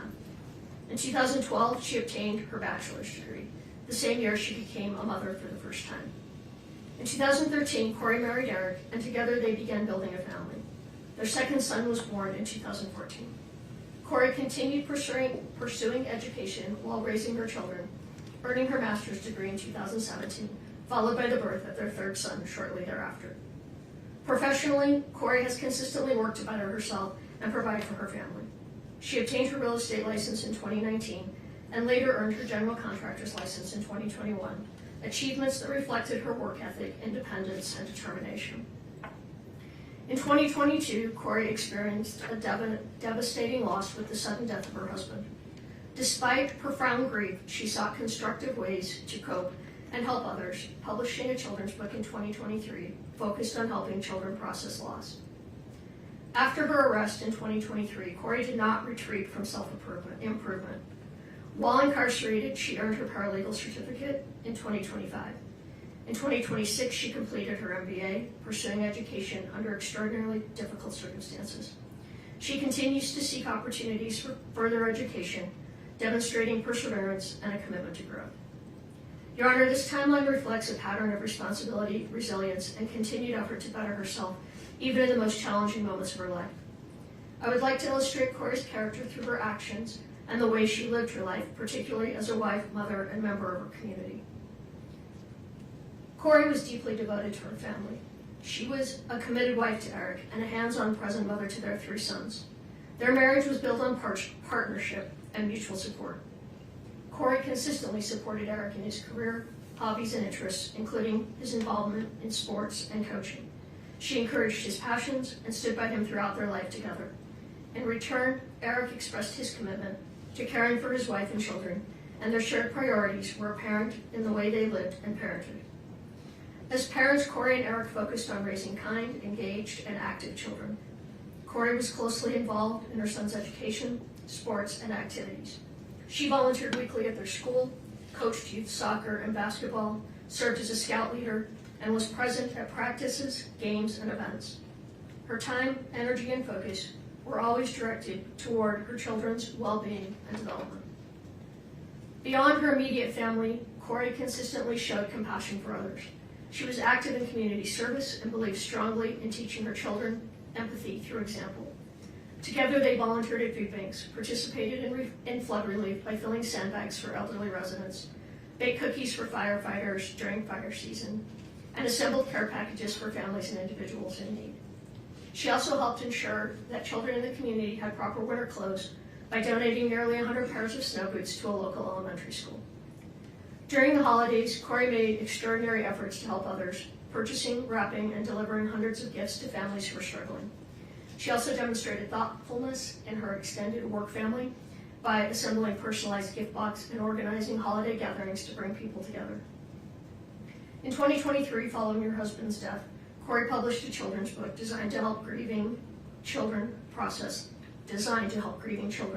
loss. She donated hundreds of copies to children who had lost a parent and visited schools to read to students dealing with grief. Although the book achieved some commercial success, her intention was not profit. It was to help children feel less alone during one of the most difficult experiences a child can face. Kouri has always viewed her greatest accomplishment as her family, her husband, her children, and the home they built together. Her loyalty to her family is unwavering. As an aunt, she has been a consistent and loving presence in her nieces' and nephews' lives, providing child care support, attending milestones and school events, and assisting her siblings whenever they needed her. She has been the person who organizes family gatherings, holidays, and shared traditions, keeping the family connected. Faith has also played an important role in Kouri's life. She and her children regularly attended church and participated in faith-based community activities, reinforcing values of service, compassion, and responsibility. Your Honor, these are not isolated gestures. They reflect a long-standing pattern of generosity, responsibility, and care for others.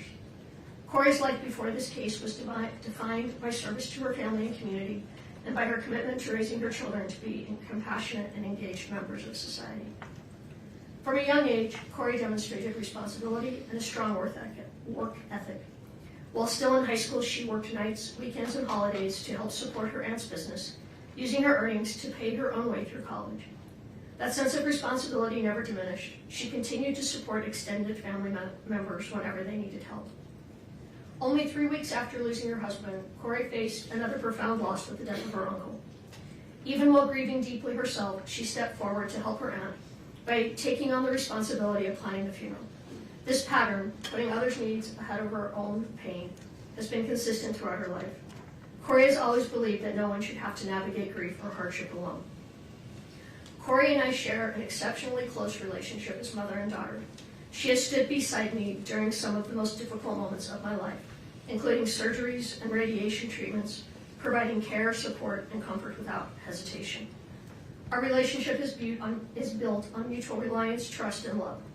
I, in turn, have played an active role in her family's life, helping care for Eric, the boys, and Kouri, and being deeply involved in their daily lives. Kouri also shares a strong bond with her brother. Though close in age, and like many siblings growing up, it was the loss of their father shortly after high school that solidified their understanding of the importance of family. Since then, the relationship has only grown stronger. They have supported each other through life's milestones, challenges, and joys. As a mother, Kouri has always made sure her children felt surrounded by family. She intentionally included her brother in holidays, family gatherings, and everyday moments, reinforcing the value of connection and belonging. She welcomed her brother's wife into the family from the very beginning, making a deliberate effort to ensure she felt included and supported. She has constantly offered help with family milestones, celebrations, and responsibilities, always striving to ease stress for others. Kouri takes pride in maintaining a close-knit family. She believes that shared time, whether during holidays, sporting events, small gatherings, or simply simple evenings together, is essential. Creating those moments of connection has always mattered deeply to her, and she has worked intentionally to keep her family united. Kouri played an important and deeply integrated role within the Richins family, particularly during times of hardship. When Eric's mother passed away in Hawaii, Kouri provided steady emotional support to the entire family and assisted in organizing funeral arrangements, stepping in wherever help was needed during a very painful period. Her commitment to Eric's family was genuine and enduring. At one point, Eric's mother expressed that Kouri was not simply her daughter-in-law, but her daughter, a reflection of the closeness and trust Kouri had earned within the family. Kouri and Eric prioritized time with extended family, creating meaningful memories together, including regular visits to St. George, Utah, to spend time with Eric's grandmother. When one of Eric's sisters faced unemployment, Kouri helped her secure work at the hospital where she herself was employed. She also routinely provided childcare for her sister-in-law's children, allowing them time together as a couple. Her involvement went beyond logistical help. She always participated in family milestones, including serving in a bridal party and assisting with wedding planning for another of Eric's sisters. During a particularly difficult period in that sister's life, Kouri accompanied her to a self-help retreat, offering both emotional support and companionship. Within the Richins family, Kouri often served as a source of calm and connection. She consistently worked to ease tensions, provide comfort, and maintain relationships during challenging moments. Her efforts contribute significantly to the overall well-being of the family. Kouri's compassion extended well beyond her immediate and extended family. She opened her home to the parents of a friend whose house had been damaged, offering them a safe place during a difficult time. When another friend's parents lacked firewood, their sole source of heat during the winter, Kouri arranged for a truckload of wood to ensure they stayed warm. She maintained close, supportive friendships, participated fully in friends' major life events, and was actively involved in the lives of their children. As a neighbor, Kouri was equally attentive and caring. Her home was offering a gathering place for neighborhood children, and she routinely prepared meals for parents working late or offered help to neighbors facing illness, including one undergoing chemotherapy. Her generosity was never performative. It was quiet, consistent, and motivated by genuine concern for others. Kouri is not a perfect person, but she is an authentic one. Her life has been marked by steady acts of kindness, loyalty, and service toward her family, her friends, and her community. She has always found purpose in easing the burden of others and helping people through difficult moments. Following Kouri's separation from her children, they were placed in a living situation that differed from what they expressed as their preference, despite having strong and meaningful bonds with extended family who had long played an active role in helping raise them. As young children, they had little control over these decisions, which added to their sense of uncertainty and loss. Kouri's sons are now facing significant emotional challenges in their day-to-day lives. They are processing grief, separation, and repeated changes, all at an age when stability is critical. Like their mother, Kouri's eldest son is especially sensitive and expressive, and he has struggled deeply with these transitions. All three boys are currently receiving counseling, which has been essential in helping them cope. Kouri has consistently supported therapeutic intervention and has emphasized the importance of counseling not only for each child individually, but for the family as a whole. In particular, she has advocated for additional individual support for her eldest child, recognizing his specific emotional needs. The circumstances surrounding their separation and the rules governing communications have made it difficult for Kouri and her children to openly share their feelings with one another. This limitation has taken an emotional toll on both the boys and their mother. Important thoughts, reassurances, and emotions often remain unspoken, creating additional stress and sadness. As a mother, Kouri experiences deep anguish over her inability to comfort her children as she once did. She worries constantly about their emotional well-being and struggles with the pain of knowing they are hurting while being unable to fully support them. Her concern for her sons remains constant and unwavering.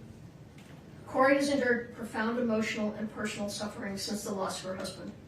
She is grieving the absence of the man she loved and built a life with, while navigating separation from her children and family under intense public scrutiny. The weight of these losses is immense, and it has affected not only Kouri, but her entire family, her mother, her children, and those who love her. Despite being incarcerated, Kouri has continued to demonstrate resilience and personal responsibility. Within the confines of jail, she has dedicated herself to education and self-improvement, using her time to study and work toward meaningful goals. These efforts reflect her character and her desire to grow, contribute, and remain a constructive presence, even under extremely difficult circumstances. Like many marriages, Kouri and Eric faced challenges. When difficulties arose, they chose to address them responsibly by seeking marriage counseling rather than turning away from one another. Those efforts strengthened their relationship.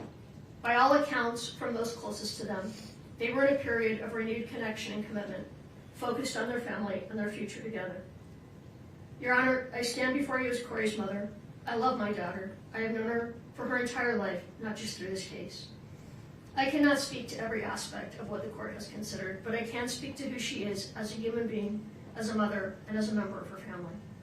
I do not believe that Kouri did this, nor do I believe Kouri could possibly be capable of this crime. I can't validate what she did financially one way or another, and that's something Kouri will have to live with. I respectfully ask the court to consider a sentence that holds Kouri accountable for the jury's verdict, while still allowing for the possibility of mercy and hope. A sentence without the opportunity for parole would permanently separate her from her children and leave no room for redemption. Kouri's life has meaning, especially to her 3 sons and her family, and I respectfully ask that the sentence reflect not only accountability, but also the potential for rehabilitation and profound long-term impact on innocent children. Your Honor, I ask from a mother's heart that Kouri be given a sentence that allows the possibility of a future, one in which she can continue to grow and one day be a positive presence in life and her children's lives again. I firmly believe the jury reached an incorrect conclusion and that this outcome represents a profound injustice driven by personal bias. I do not believe Kouri is capable of committing murder. No one understands her loves her children as deeply as their mother does. Thank you for listening, Your Honor. I love you, Kouri, Carter, Ashton, and Weston. Her story does not end with this sentence. It is the strength of her comeback that will define it. Thank you, Ms. Lewis. Your Honor, at this time, we would ask Renee Odom. She is going to read her own letter. We ask that she approach the podium, and I will provide it to the court and the prosecution as well. Of course. Renee, good morning. Good morning. One moment, please. Thank you. Renee, please proceed. My name is Renee Odom, and I am here today as the sister of Kouri Richins. I want to begin by saying nothing I share today is meant to excuse or lessen the seriousness of what has brought us here. Eric's life was taken, and that loss is permanent. I want to acknowledge Eric by name and say that I loved him. He was kind to me. He was a part of my life, a part of my children's life, and a part of my family.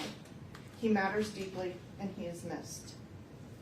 This tragedy has devastated our family, and its deepest impact continues to fall on Kouri's 3 boys. For more than 3 years now, they have been unable to see or speak with their mother. They have lost their father, and at the same time, they have lost access to their mom. Even in separation, Kouri has never stopped being their mother. She writes to her boys every single week. She reaches out every birthday, every holiday, holding on to that connection with everything she has and reminding them that they are loved. Kouri is my baby sister, and she has been an integral part of my life and the lives of my children. She has shown up for our family in ways that are impossible to count. I was there at her graduation from high school. I was there for the wedding of Kouri and Eric, moments filled with love, hope, and dreams for the future. She was there for my wedding and the birth of my son. She was there for me when I graduated college. She stood beside me at the baptism of both of my daughters. She poured her heart into giving my oldest daughter a beautiful sweet 16. These were not obligations to her. This is who she is. Kouri has always been the glue that held our family together. She hosts every Christmas. She planned every family vacation and made sure that no one ever felt forgotten or left behind. She believes deeply in helping others, and she has lived with this belief throughout her life. Even from behind bars, Kouri has continued to help people, offering support and encouragement and kindness any way she can. That desire to be of service has never left her. Kouri is a great sister, an awesome aunt, an amazing daughter, and she will always be a devoted mother. She is also the smartest person I know. Kouri has earned 2 master's degrees and is applying to a PhD program. Growth and learning and becoming better for herself and others have always mattered to her. Most of all, she loved her husband and her children with everything that she was. I continue to struggle to reconcile this tragedy with the loving sister and the mother I've always known. I understand and respect the court's responsibility to impose a just and lawful sentence. I am not here to challenge the verdict or to minimize the harm that has occurred. I only ask that the court see the full human picture, the pain, the accountability, the lifelong consequences that are already being carried. Please leave room for hope of a life with her boys. The impact of this tragedy will remain with Kouri and her children for the rest of their lives. Our family deeply feels the absence of her presence and that of her boys, her guidance and her love. I love you, Kouri, and I will always stand by you. Thank you, Your Honor, for letting me speak and considering my words.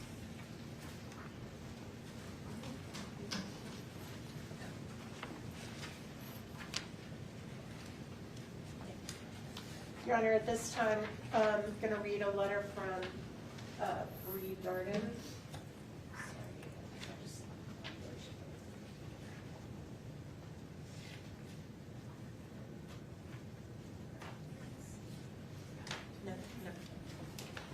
Your Honor, at this time, we'd like to read a brief letter from Bree Darden. That is Kouri's sister-in-law, who also worked with her at her real estate business. I know Your Honor heard some testimony about that.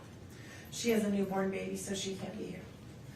Your Honor, I was introduced to the Richins family around 8 years ago, excuse me, and was able to have been around Kouri, Eric, and the boys since the youngest was 1. I spent many days, weekends, holidays, birthdays, barbecues, etc. with them all, and was able to learn so much about the family dynamic and the love they had for one another. No, their family wasn't perfect. No one's is. But those boys were loved beyond belief by both parents. Kouri and Eric did everything for the boys, to protect them, to teach them, to encourage them, to show them love, and mostly to show them 2 loving parents. My heart goes out to the 3 boys, as they do not deserve to be going through all this, as well as they do not deserve to be alienated from one side of their family. I miss them dearly every day. To know Kouri is to know the love she has in her heart. Kouri is one of the most selfless and caring people I know. She lived for those boys and lived to be the best wife she could be. Yes, she made mistakes in her marriage, as we know. So did Eric. But at the end of the day, they chose each other and their family.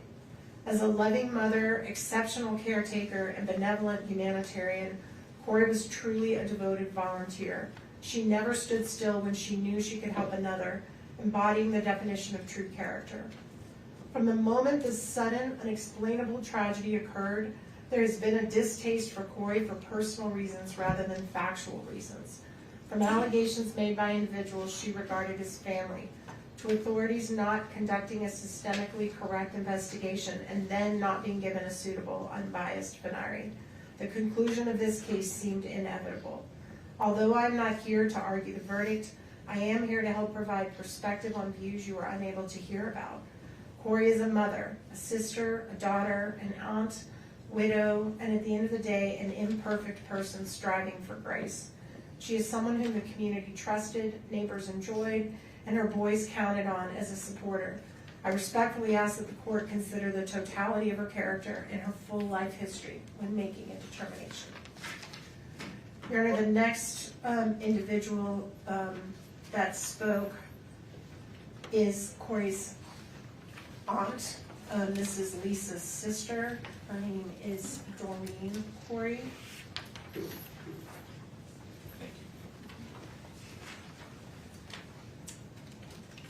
Your Honor, thank you for allowing me to speak today. I have spent many sleepless nights trying to find the right words for this moment because it is heartbreaking to stand here and speak about someone I care deeply about in a courtroom like this. I believe in you, Kouri, and I'm very proud to be your aunt. I stand before the court not to minimize the seriousness of this case, but to speak about the person I've known outside of these proceedings. The woman I know is not the monster these proceedings may have made her appear to be. When I think about her, I do not think about charges, headlines, or verdicts. I think about the mother I watched love her children with every part of herself. I think about the woman who worked hard to build a better life through education, determination, and sacrifice. I think about someone who wanted more not only for herself, but for her children and the people she loved. Her children were never just part of her life. They were her entire world. I watched her celebrate their accomplishments, comfort them in difficult times, and carry the weight of motherhood every single day. She loved fiercely, deeply, and unconditionally. Eric and those boys were her life. Both Eric and Kouri were very loving and attentive parents. They were solid, they loved hard, and they played hard. I also watched her work tirelessly to educate herself and create stability for her family. She pushed herself because she believed in building a meaningful future. She was proud of what she accomplished, but even more proud of being a mother. This conviction does not erase the years of humanity, goodness, and compassion that existed before this moment. I know there are people who may only see the charge or the verdict, but I ask the court to remember a person is more than the worst moment of their life, or in this case, more than a verdict that many of us still struggle to understand and accept. The woman I know is compassionate, intelligent, nurturing, and deeply human. I do not believe she's cruel or beyond redemption. I believe there's still goodness in her, and I know there are many others who believe that too. Whatever sentence is imposed today will not only affect her, it will echo through the lives of her children, her family, and everyone who loves her for years to come. Her children still need their mother's guidance, love, voice, and presence in whatever way they can still have it. I understand the weight of the court's responsibility, and I speak with respect for these proceedings. I only ask that when sentencing is considered, the court remembers the whole person standing before you today. Not only this moment, but the years she spent loving, learning, sacrificing, and being devoted mother. I love you, Kouri, and I love those precious boys. I ask for mercy, I ask for compassion, and I ask that the court see the humanity in her so that so many of us have seen for years.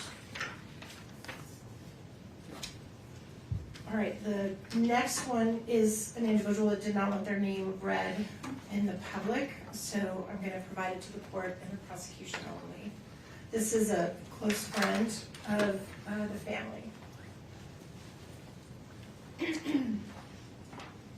To the Honorable Judge Mrazik, I'm writing to respectfully share my personal relationship and observations with the Richins family and 3 young boys, and to ask that you consider sentencing Kouri to 25 years to life rather than life without the possibility of parole. From 2017 to 2019, I had the privilege of working as a babysitter for Kouri and Eric's 3 children. I was able to view this family at a time when things in life were good for them. The youngest, Weston, was still in diapers, and we worked on potty training together. What struck me most during that time was the stable, loving, and orderly home the 3 boys had to grow up in. Kouri was a young mother, close in age to 2 of my own children, and she'd established a true house of order. The home was beautifully decorated. I particularly remember the bright fall decor. The walls were lined with photos of the boys at different ages, and they had a wonderful playroom over the garage. The family worked together, played hard together, and clearly loved one another. I recognized the effort and pride in caring for her family. When she was out of town one week, she left detailed meal plans for me to use the crock pot. so Eric could come home each night to dinner with the boys. Those meals were so good that I replicated them for my own family. I was so impressed by her age progression photo display in the hallway that I had canvases made of my own grandchildren in a similar fashion. I even copied some of her simple but festive fall decorations and bought similar cowboy kid toys for my grandchildren after seeing how much her boys enjoyed them. Kouri's positive influence extended beyond her own family. I brought many of her ideas home with me. I do not wish to minimize the tragedy of this case. I watched the funeral online and was heartbroken, especially hearing young Carter say he would now be the man of the house. I believe Kouri deeply cares for her children, and I have to believe they love her as well. 3 boys' lives will be forever affected by the court's decision. I believe in the possibility of rehabilitation and the value of preserving hope. I respectfully ask that you not eliminate the chance that one day these 3 sons would be able to make their own choice as to whether or not to have a relationship with their mother. Kouri is not a threat to society. Please give her the opportunity to serve her sentence with the possibility of someday returning to her family. Thank you for your time and considering my perspective. Your Honor, the next individual that's going to be addressing the court is going to do it himself, and that is Mr. Greg Hall, and he's here to read his statement to the court.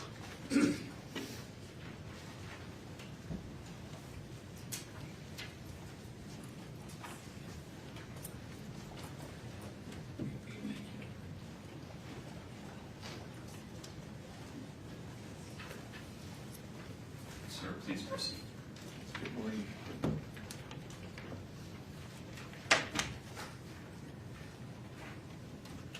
Good morning, Your Honor. Before I say anything else, I want to express my deepest sympathy and most sincere condolences to the Richins and Darden's families. Nothing I say today is meant to diminish the weight of what has brought us into this courtroom today.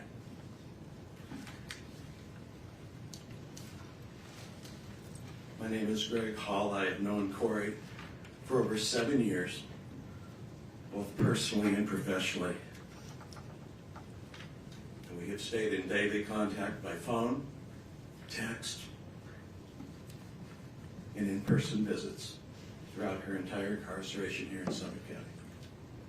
I am here today to share with you what I have witnessed firsthand about the person I know.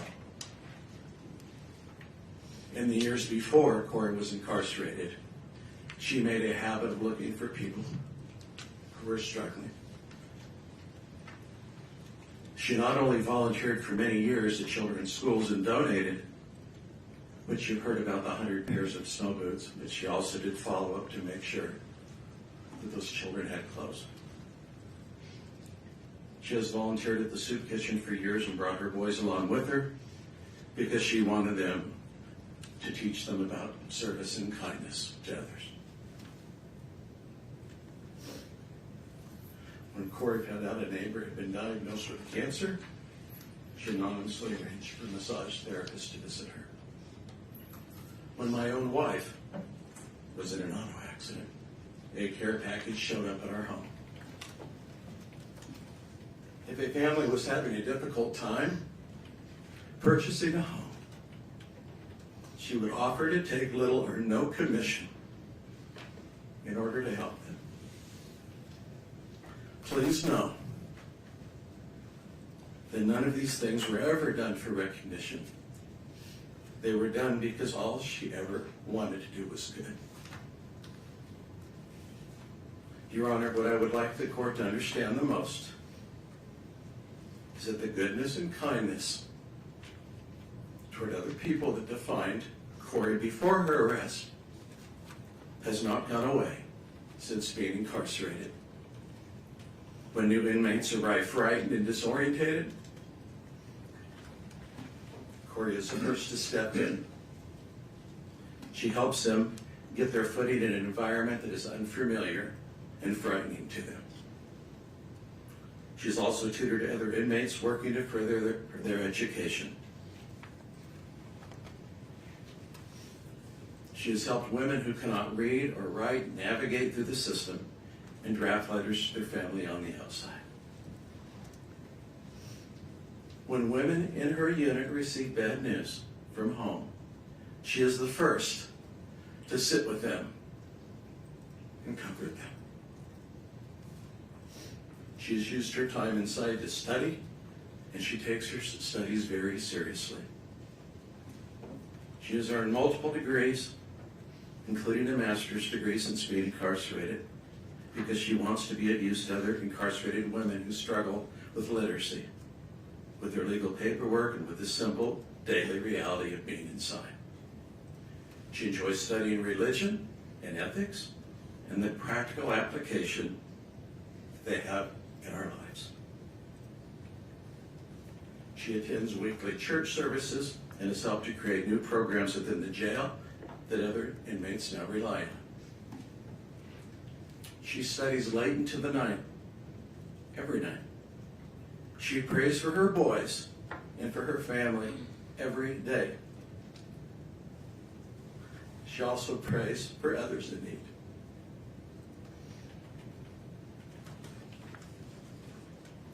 She writes to her sons, though her letters are returned to her unopened. She has not stopped trying to contact them, to express her love for them. Your Honor, the Kouri that I talk with each day is still filled with kindness, with goodness. Even to this day, as we speak to one another, she continues to ask and care about how people on the outside are doing. My family, her family, people we mutually know, before ever talking about herself. I'm not here to argue with the verdict of this court. I am here to tell you that the person I have known for over 7 years is still there, still trying, still useful to people around her in the small ways available to her to continue to be of service and provide acts of kindness. I only ask that the court please take this into consideration today. Thank you, Your Honor. Thank you, sir.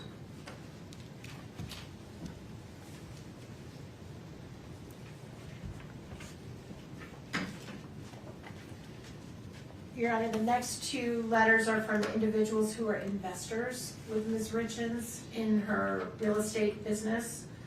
Both of these individuals did experience losses of money.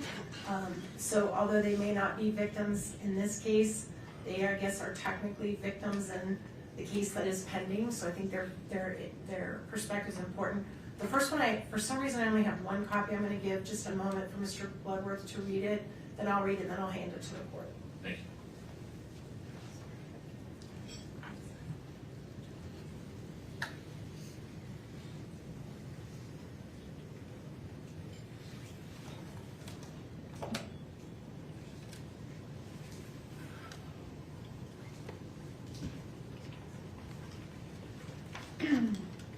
Honorable Judge Mrazik, I'm writing to you regarding whatever sentence you need to impose on Kouri Richins.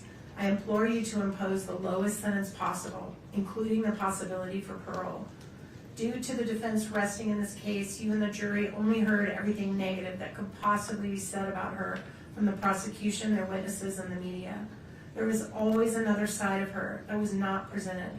As one of the investors in some of Kouri Richins' properties, she never asked that we invest. We always asked her after seeing the quality of the work done. She had a real estate license and got a general contractor's license. Yes, we made money on some of the properties, and yes, we lost money on the legacy property due to her arrest. She made sure we were aware that we could lose our investments. During the time we did spend with her, we found her to be honest, caring, super smart, and constantly talking about her love of Eric and her children. She adores those boys and was involved in all aspects of their lives and very proud of all of them. I understand she has used the time in jail to obtain a second master's degree. I honestly believe that even spending time in prison, that she could still be a valuable and contributing member of society and hopefully one day have a relationship with her boys. I do totally understand how difficult it is to have someone's life in your hands, as I felt that weight as an Air Force flight nurse in Iraq many times, caring for our wounded warriors. We all need to have hope. Please do not take that from her, as she has already lost so much. And I'm not going to reveal the name on public. Thank you.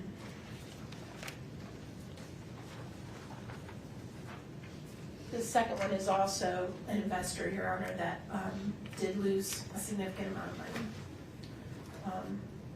So some type of victim status here. Honorable Richard Mrazik. Thank you, Your Honor, for the opportunity to address the court at this sentencing hearing. Actually, okay, I do have an extra of that one. Thank you for the opportunity to address the court at this sentencing hearing for Kouri Richins. May I first say that I was so impressed with your professionalism and demeanor during the trial. It appeared to me that you were very thoughtful in trying to judge fairly during the court proceedings. I would like to speak on my real estate experience with Kouri over the 3 years that I invested in 10 or more fix and flip home transactions. My wife, my son, and I were so impressed with Kouri and the great job she did in finding and remodeling the homes that we invested in. She worked hard in making those properties look beautiful after they were remodeled, and we all made money from them. We could not have been more proud of Kouri and happy for her and her family. Knowing from her brother Ronnie that she'd lost her father at a younger age, I told her once in a text message that I was unofficially adopting her as my daughter. She was a great mom for her boys, and she and Eric were so involved in their lives. What has happened since has been a tragedy for all the families involved. I never met Eric, but knew that he and his workers helped with some of the stonework on the remodels. Kouri and Eric helped stage a house that my son and I remodeled that Kouri found for us in Ogden. She listed it and had it sold in 3 days. Those were good times when the market was great for doing fix and flips, and we all benefited from it. Unfortunately, about the time of Eric's passing, the market changed and interest rates skyrocketed. Those who had house remodel properties suddenly found the buyer's market dried up and houses were not selling. We lost money as well as many of our friends in the real estate business. In watching some of the proceeding on court TV, I personally did not think that the state proved beyond a reasonable doubt that Kouri was guilty and responsible for Eric's death. I was surprised at the jury's verdict because it left doubt in my mind based on the testimonies given. Kouri has lost everything: her husband, her 3 young boys, friends, family, and her home. May I appeal to the court that her sentencing may grant her the possibility of parole at some future time. Thank you for your kind consideration. And also this name we are not reading out loud.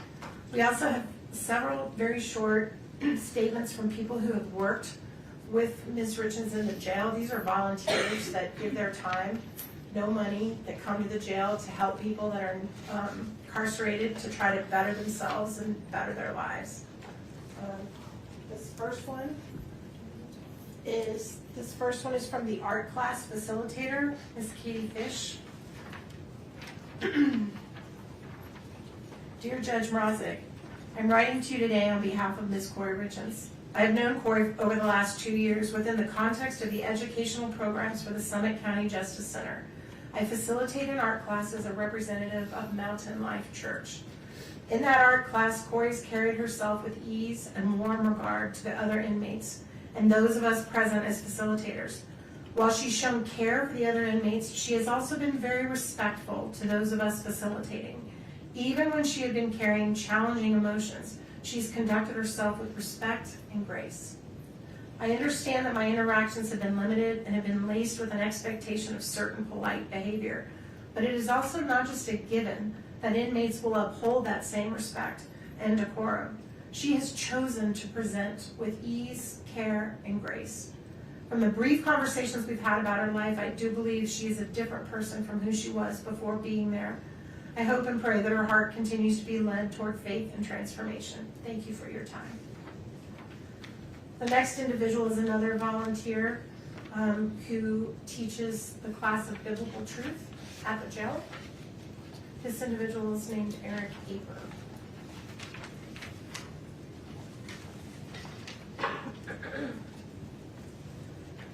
Dear Honorable Richard Mrazik, my name is Eric Marty Aper. Through Mountain Life Church in Park City, I've been a volunteer at the Summit County Jail for 8 years, helping to teach biblical truth to those incarcerated there and leading church services on Sunday afternoons.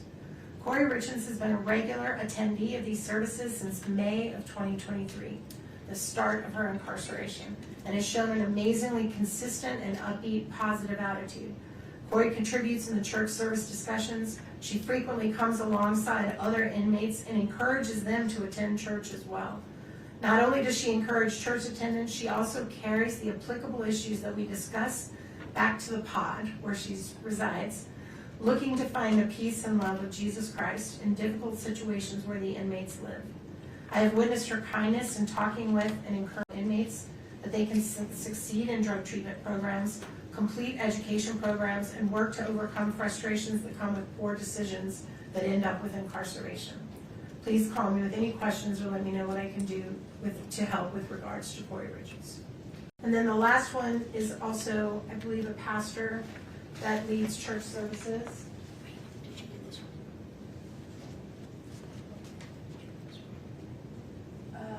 Nope, I think I might pull that out. Yeah, I do. I don't think I have that one, so I may need, thank you. This next one then is from Craig Moline, who's one of the pastors as well. Can you read that while I'm doing this? To the Honorable Richard Mrazik, Your Honor, I'm one of 4 people privileged to rotate in on Sunday afternoons for Mountain Life Church to lead church services with inmates at Summit County Jail. On any typical Sunday, we will pray with inmates, sing a couple of songs, no matter how bad it may sound, read a psalm and discuss it, and then teach on a subject from Scripture. For 3 years now, Kouri Richins has been in attendance to those services. We've seen her be hospitable to other inmates, inviting them to services. She's participated in discussions, and we've seen her as a help to other inmates. At the beginning, we gave her a study Bible that helps give life application hints along with an explanation of the text. I smiled recently when I saw her Bible sitting in front of her, and I observed it doesn't look new anymore. It looks like a well-read book. In our teaching and discussions, we have talked about being intentional about posturing our hearts before sovereign God and coming to Him with humility with our prayers. We talk about what it means to have a personal and intimate relationship with God through Jesus. She has acknowledged her faith in Jesus and acknowledged she has felt His peace in rough times, what is often expressed in the Psalms. She has commented, when life around you falls apart, we still have a God to lean into and who reaches down and cares for us and gives us comfort and hope. The Kouri I know will thrive where she is. She will trust in her God for peace, and she will pray. She will continue to pray for her loved ones, and she will be a positive influence to those around her. Respectfully submitted. And then one last letter from the jail. Oh, yes. This is also a volunteer, an individual named Heidi Tunney. Dear Judge Mrazik, I'm writing to you on behalf of Kouri Richins. I've been working with Kouri over the past 2+ years as a volunteer at the Summit County Correctional Facility. I taught her in the addiction recovery program. I attended church with her on occasion. I worked with her in a yoga program that I started at the facility for the incarcerated men and women too. I found Kouri to be very easy to work with and very enjoyable to be around. She was very thoughtful in her conversations in class. She always showed the utmost gratitude for anything that was done on her behalf. I also noticed that she was a leader among the other incarcerated women. She tended to be a peacemaker and stayed above the fray and away from the pettiness and challenges that sometimes arise among incarcerated women. The women in general respected her and looked to her as a leader. Kouri actually was one of the women that asked me to get a yoga program started for the incarcerated women. She saw a need there and she acted on it. I started and have taught that class for almost 2 years now. Kouri was the most dedicated student. She only missed a couple of times the entire time I taught, and the times she did miss were when she was meeting with attorneys or had court appearances. She has continued to attend even after she was found guilty at her trial. I wish nothing but the best for Kouri. She has a very long road ahead of her. I hope and pray she will continue to use the programs provided to those that are incarcerated to better herself and lead the other women around her. The last letter we have in this section is going to be read by Kouri's brother, Ronnie, who's here to read it himself. And then we're going to have, Mr. Ramos, there it is. Mr. Ramos make a few very brief comments. Then we'll conclude with our final 3 and then we'll close out with Ms. Lewis and Ms. Richins, unless the court needs a break. Is that all right? No, it might make sense to take a break before Ms. Richins, given what you have previewed regarding timing. Great suggestion, Your Honor. Okay. All right, this is, if Ronnie can come on up.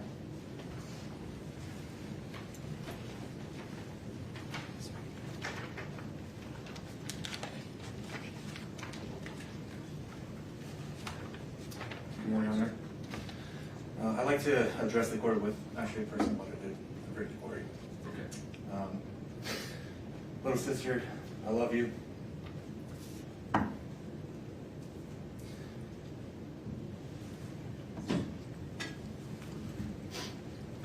miss you. I miss our random banter. I miss your calls. I miss your constantly over-the-top positive attitude every time we speak. I miss our game nights. I miss Eric's stupid finger gun dance after we won a game. I miss our holidays. I miss you sending the boys to wake me up on Christmas morning, way too early after we stayed up way too late preparing Christmas for them so that it'd be absolute perfect. I miss our Sundays together.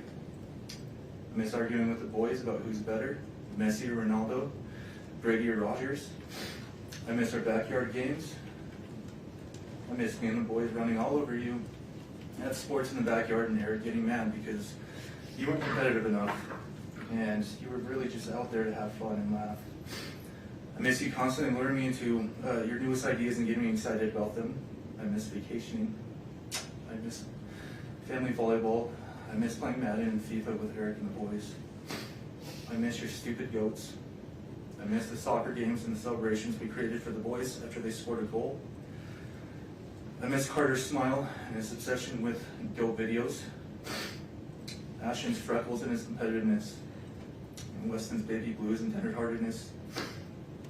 I miss hearing them say Wani and playing catch in your living room. I miss your family. I miss our family. I miss the life that was stolen. I miss the life that was stolen from us for reasons that we can't yet fully understand. We don't, with 100% certainty, know what happened to Eric. No one does, but we do know with 100% certainty that it wasn't caused by you. We know that, the police know it, the prosecution knows it, and everyone watching this trial knows it. They could not prove their theory, just the opposite, and yet here we are. For some reason, unbeknownst to us, really bad things happen to really good people, Cor, and you were just really too good of a person, I guess.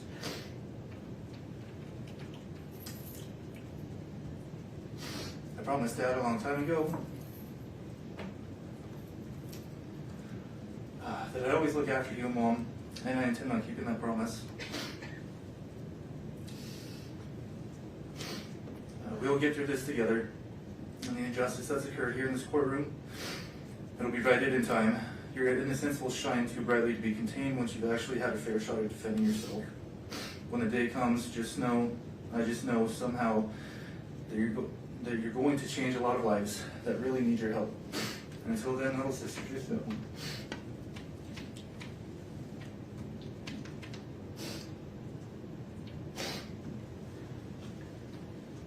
Just know that I'm right by your side, and I'll always be right here for you. I love you. Right, thank you.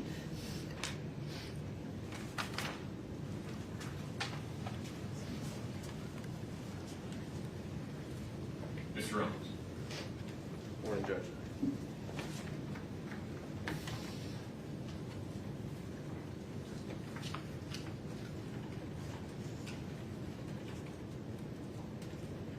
Your Honor, I want to maybe begin by speaking just plainly and honestly.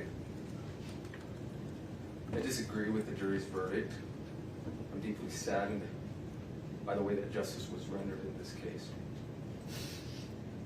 I don't believe that this outcome fully reflects the truth or the humanity involved. But our Constitution demands something difficult of all of us, especially of officers of the court. It demands restraint. It demands respect for the process even when the outcome wounds us. And so, while I disagree with the verdict, I respect the jury's decision. And while I disagree with many of this court's rulings, I respect the lawful authority of this court. of Your Honor. This is because the rule of law only survives if we continue to honor it even in moments of disappointment and pain.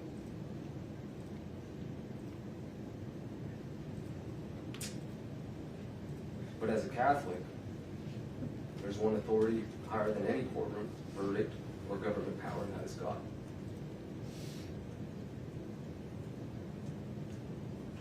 I say that as a reminder of humanity and of human limitation. Our system of justice is imperfect because every human is imperfect. I think that humility matters here today. It matters because the sentence of life without parole risks becoming something greater than punishment. It risks becoming the declaration that redemption no longer matters. The late Pope Francis said that life without parole is just a death penalty in disguise because it extinguishes something fundamental to human dignity, and that is hope. Hope to all involved, victims, condemned alike. Refusing to impose a sentence of life without parole today doesn't mean Kouri is going to walk free.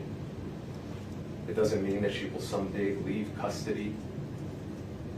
She may very well spend the rest of her natural life in prison.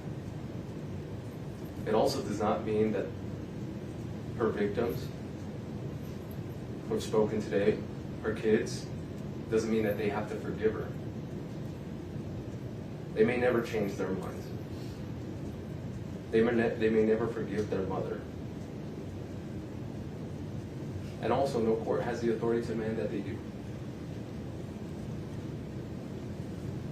But refusing to impose a sentence of life without parole does mean that we do not close the door completely. It means we do not presume to know with absolute certainty what a human life, victim or condemned, may become decades from now. It means that we do not extinguish hope entirely. Time changes people, pain changes people, grief changes people. Even victims and victims' families, over years and decades, sometimes arrive at places their present suffering could never foresee. Some discover forgiveness, some discover peace, some simply discover that healing and permanent condemnation are not always the same thing. And others don't. A sentence of life without parole assumes none of that human change matters. Not the change in the person condemned, not the change in those harmed.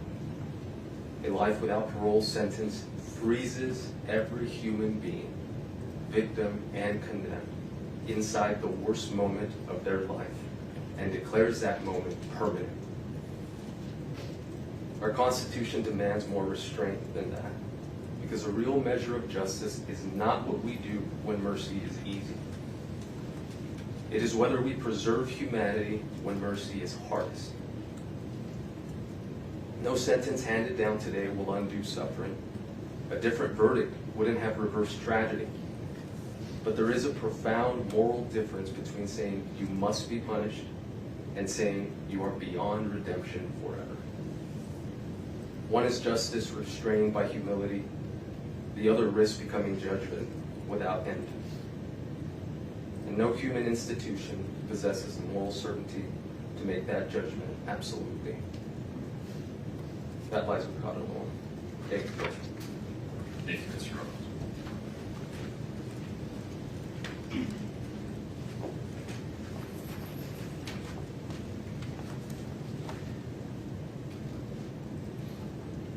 Your Honor, I told you in the opening statements that we were going to do something a little bit different when we called upon some perspectives of people that don't even know Kouri, but that have been through this horrific journey through no choice of their own.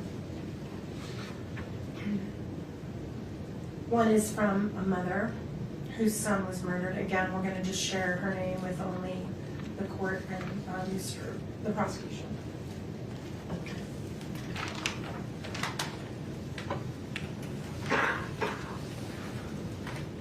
Honorable Judge Richard Mrazik. I'm going to skip the names. including the name of her son. My son was murdered almost 30 years ago in a random act of violence. He was only 18 years old. The man who killed him was just a few months older. I know the kind of grief that changes your life. I have felt the despair, darkness, and rage that comes from that loss. I know what it's like to try to rebuild your life with a heart that will never be whole again. And I know what it feels like to believe that the only thing that will ease that pain is inflicting pain on the person responsible for never getting another day with the one you love. I grieve with the family of Eric Richins. I am heartbroken for them, especially his children. And I want to be clear that nothing I'm sharing today about the criminal justice system and its many failings should be taken as any sort of criticism of them and how they feel or act in their grief. But I feel compelled to share my perspective with the court, because I wish I had known what might be on the other side of experiencing the grief of losing my son and trying to navigate the criminal justice process at the same time. And I don't envy the decisions you have to make. I only want to tell you a little of what one broken-hearted mother has learned, and that is that the criminal justice system needs more humanity. It needs more mercy. And I know this because of the man who murdered my son. Sending someone to prison without the possibility of parole should be reserved for the very rare, absolutely most heinous cases. Sending someone to prison without the possibility of parole is to decide they are irredeemable, that they are not capable of change, and will never be worthy of our trust again. It is a fate so bleak, I am not sure how anyone survives it, let alone do what my son's killer did. He went into the worst place imaginable and found a way to be a better human being. He spent the first 18 years of his adult life in maximum security.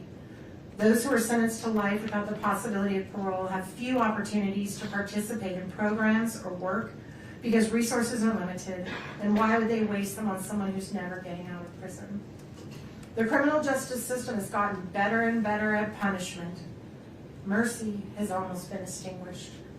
We're supposed to find a balance. We're supposed to remember that these are human beings, and these decisions will ripple through generations, even strangers. I am afraid with the increasing number of people sentenced to life without even the possibility of parole, we've decided it's easier to throw people away than to try and help them change, or even allow them to try and make amends for their mistakes. Far too often we let our fear and our pain put the focus on punishment with no consideration for mercy. I did that. I wanted the man who killed my son to die. I wanted him to suffer. I didn't care what happened to him as long as he never got out of prison. But as much as I know about pain and loss, I know more about hope and forgiveness, and that's thanks in part to the man who killed my son. He was sent to one of the worst places in the world and became one of the best people I know. Nearly 20 years after my son's death, I received a letter he wrote, expressing his sorrow and his remorse. His apology helped me heal, deepened my forgiveness, and created a bond that continues to bless the lives of many people. I know that every case is different, but I also know the power of hope. I believe in second chances. I believe a life sentence imposes punishment without destroying hope. My personal hope for Kouri is that she does what that individual did, that she finds a way to become a better person no matter what. I thank you for taking the time to read this letter. I know it's a heavy burden to make this decision. I express love and support to those involved and pray we'll all be better to each other. And then I also would have one more, and then we have someone who's going to testify on WebEx. Speak on WebEx, not testify, sorry, speak on WebEx. This is very short, Your Honor. It is from a former prosecutor that imposed these types of punishments. Thank you so much. Also, I'm keeping his name private.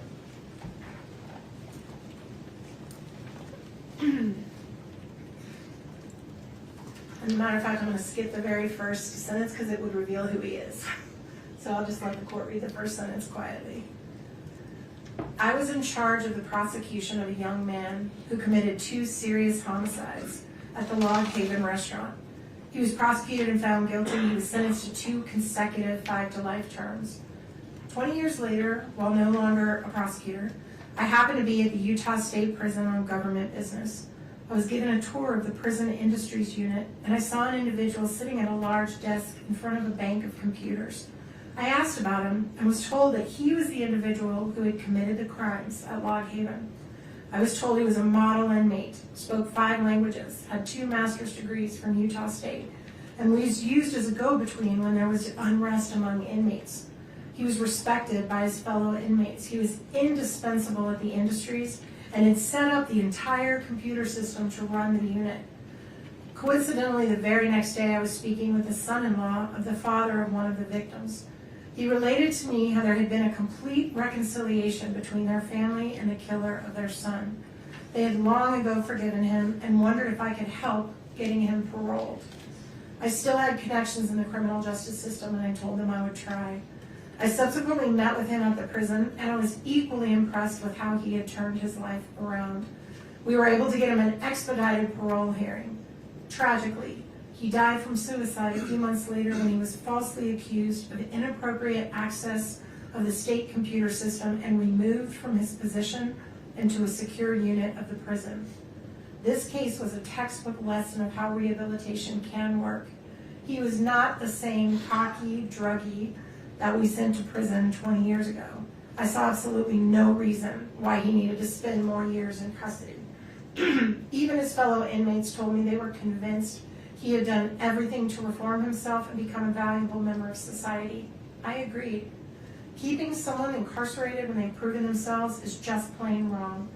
Prison sentences without possibility of parole create the same issue. I believe it should be reserved for the most violent and dangerous of individuals. Thank you for taking the time to read this. And then Ms. Lewis will introduce the final speaker, and then she'll have her comments, and then we'll take that break. Who is the person you'd like me to introduce? Emery Blanchard. One moment, please.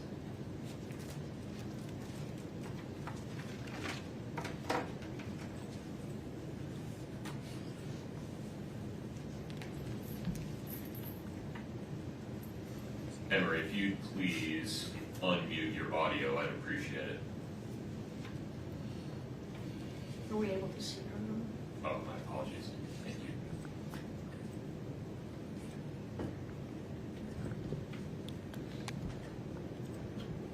Emery, can you hear me okay? Yes, sir, I can. Okay. Ms. Lewis is going to make an introduction, and then you'll be free to make your statement. Emery Blanchard understands what no one else in this courtroom understands. What the 3 children of Kouri and Eric are going through. When Emery was 12, I believe, she can correct me if I'm off there a little bit, her father violently killed her mother while she and her brother were in the next room. He was convicted, and the state was seeking death, but ultimately he, at that time, when the jury couldn't decide unanimously on death, he was sentenced to life with the possibility of parole. And I'm going to let Emery take it from there and see what she wants to say. Emery, please proceed. Thank you, Judge. Good afternoon. I was asked here today to speak about a personal experience. My name is Emery Blanchard. I grew up in Park City, and in 1995, when I was 13, my father murdered my mother, Patty.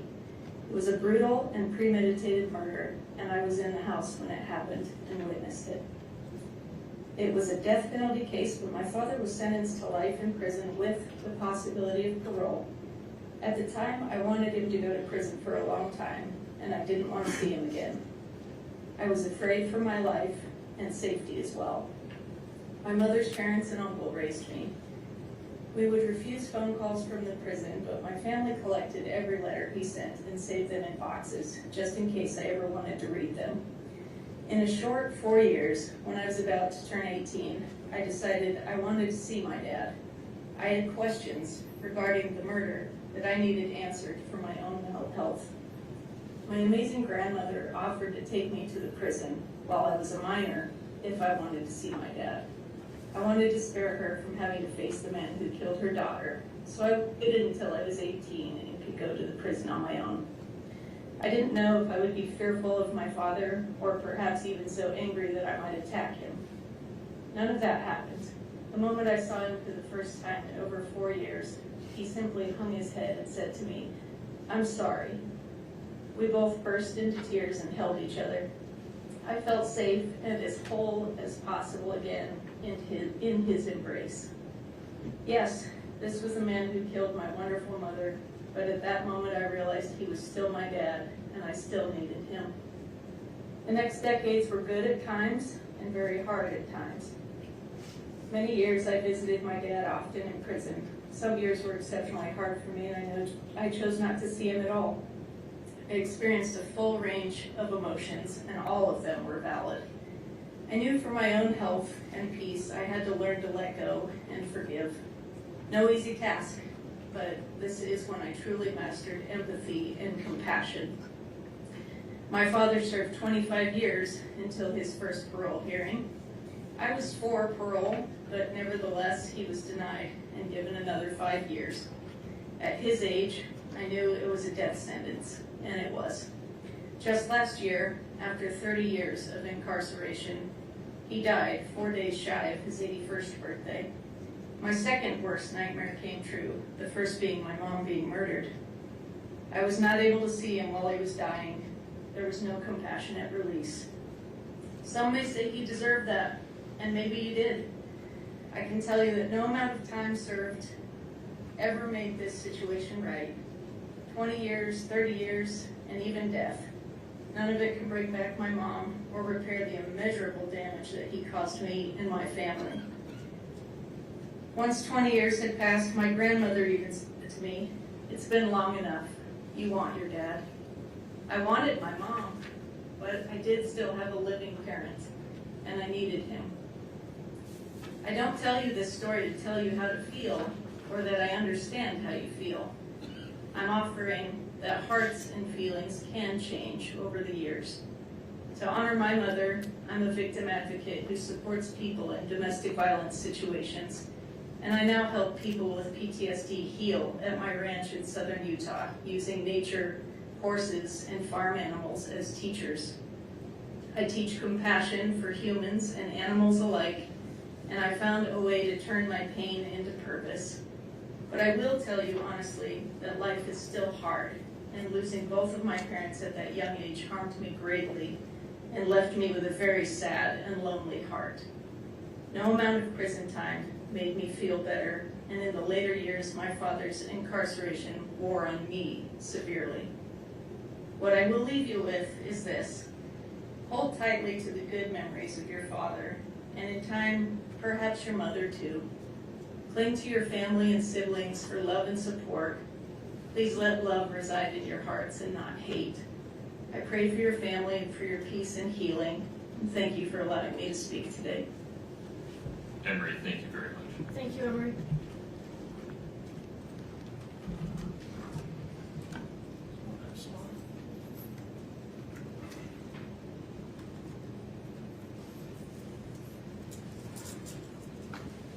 Your Honor, there is so much more to sentencing a person than punishment.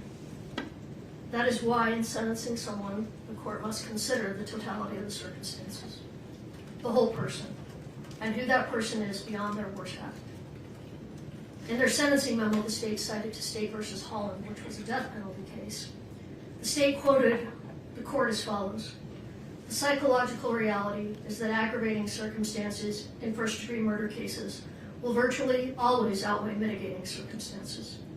However, what the state left out is what the court said next, which was that the Eighth Amendment doesn't allow the death penalty in every case, and courts must take a long, hard look at the totality of the circumstances, the values of society, and the value of all human life. And though this is not a death penalty case, the same would apply to a sentence of life without the possibility of parole. Ms. Nestor spoke a little bit about what a life without parole sentence looks like. Lockdown for 23 hours a day. If we treated our dogs like this, they would be taken away. Yet, this is how the state wants Kouri Richins to be treated. A sentence of life without parole is safe for only the most heinous of crimes. The state wants to place Kouri in that category. They say she is in that category. but this simply is not the type of crime that we typically see get a sentence of life without parole. Currently, there are approximately only 72 people in Utah serving this sentence. These include people such as Edward Deli, the co-defendant of Vaughn Taylor, who is currently on death row. They killed 2 women, kidnapped 2 young girls, and attempted to kill those girls' father by lighting their cabin on fire. I believe that was in Summit County. It includes Daniel Ray Troyer, a serial killer and rapist of women in their 80s. He was convicted of killing 2 women, admitted to a 3rd, and likely killed a 4th. That authorities are aware of. It includes Matthew John Breck, who kidnapped a 10-year-old girl, stabbed her multiple times, severed her spinal cord, and left her dead on her front porch. It includes numerous individuals who brutally murdered children, some who murdered police officers. There are only a handful of people serving life without the possibility of parole for killing a spouse. And in all but one of these that I could find, they killed more than just their spouse. They are individuals who killed their spouse and a child, or killed their spouse and someone else in the process. The only one I'm aware of who killed a spouse and no other individual is Craig Crawford, who set fire to the home of his estranged husband, leaving him to die in the fire. And then there are individuals serving sentences of 15 to life who committed arguably more heinous acts than what Kouri Richins has been convicted of. Eric Sampson abused his wife for 28 years, ultimately killing her in their St. George home, leaving her dead in their bed. He continues to maintain his innocence, and he's serving 15 to life. John Weston Erickson stabbed his wife to death in front of their 2 young children, also injuring his 7-year-old daughter, who attempted to wrestle the knife out of his hand, serving 15 to life. Joseph Castillo, his wife, stabbed his wife to death in their garage while his teenage son tried to stop the attack. These men are all serving 15 to life sentences. There are many more examples. Murder is the worst of all crimes, but to say that this particular case is the worst of the worst is simply not true. The state chose the evidence they put forth to obtain their conviction, yet they are not satisfied with what was presented in this court and to the jury, and instead they waited until 2 days before the sentencing hearing and publicly filed what can only be described as a character assassination, filled with unsubstantiated claims from unknown and unsworn sources who will never be cross-examined about these claims. The timing of this filing was no coincidence and left no time for our team to arrange rebuttal witnesses or evidence. Furthermore, it appears that the sentencing memo was not a so subtle attempt to get into the public eye evidence they elected to hold back from their case in chief, and then were precluded from presenting when Ms. Richins exercised her Fifth Amendment right to remain silent and submitted the case to the jury without putting on any evidence. To allow the state to use this sentencing hearing as a public platform to make new unsworn allegations untested by cross-examination or sufficient investigation would violate Ms. Richins' right to due process and would be contrary to the the Utah Supreme Court's finding in State versus Limesick. I don't know if I'm pronouncing that right, but I have the site if you want it.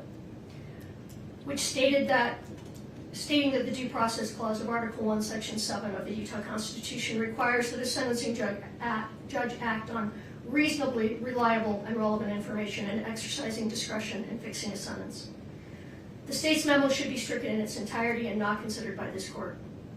Not only are the claims made by the state in their sentencing memo unreliable and irrelevant, much of what they argue is either misleading or outright false. I'm not going to go into everything that we take issue with, but I do want to point out a couple of examples. They state that DCFS supported a finding of emotional and physical abuse by Kouri against her oldest son. What actually happened is that DCFS made an initial finding based solely on reports. This is similar to a probable cause finding that then sends the matter to the juvenile court. The court, however, did not find that Kouri had abused or neglected her children. They found dependent but no fault. In other words, that the children needed intervention, but due to no fault of Kouri Richins, due only to the fact that she had been arrested. They did not even find that she had acted negligently towards her children.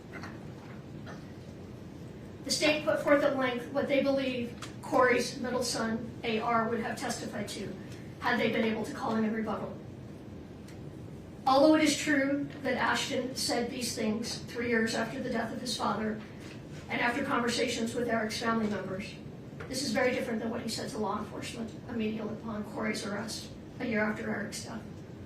At that time, his statements were completely consistent with Kouri's, that Kouri, had gone to sleep in his room the night his father died. The state argues that Kouri's boys are afraid in part because she still maintains life insurance policies on them. Kouri was of the belief that these policies were no longer in existence since she had not made any payments on them in over 3 years. And in fact, a letter was sent, or an email was sent from Brian Freckleton, who testified, to Ronnie Darden, as Ronnie is the owner on these policies, that this was over a year ago, that the life insurance policies are lapsing, and wanted to let them know if they chose to do anything about that, which they did not do anything about that. So we only discovered yesterday, Kouri only discovered yesterday that at least 2 of these policies are still active, as the payments have been automatically taken out of dividends. So in other words, the policies have been paying for themselves. These are policies that Eric and Kouri took out together in 2017.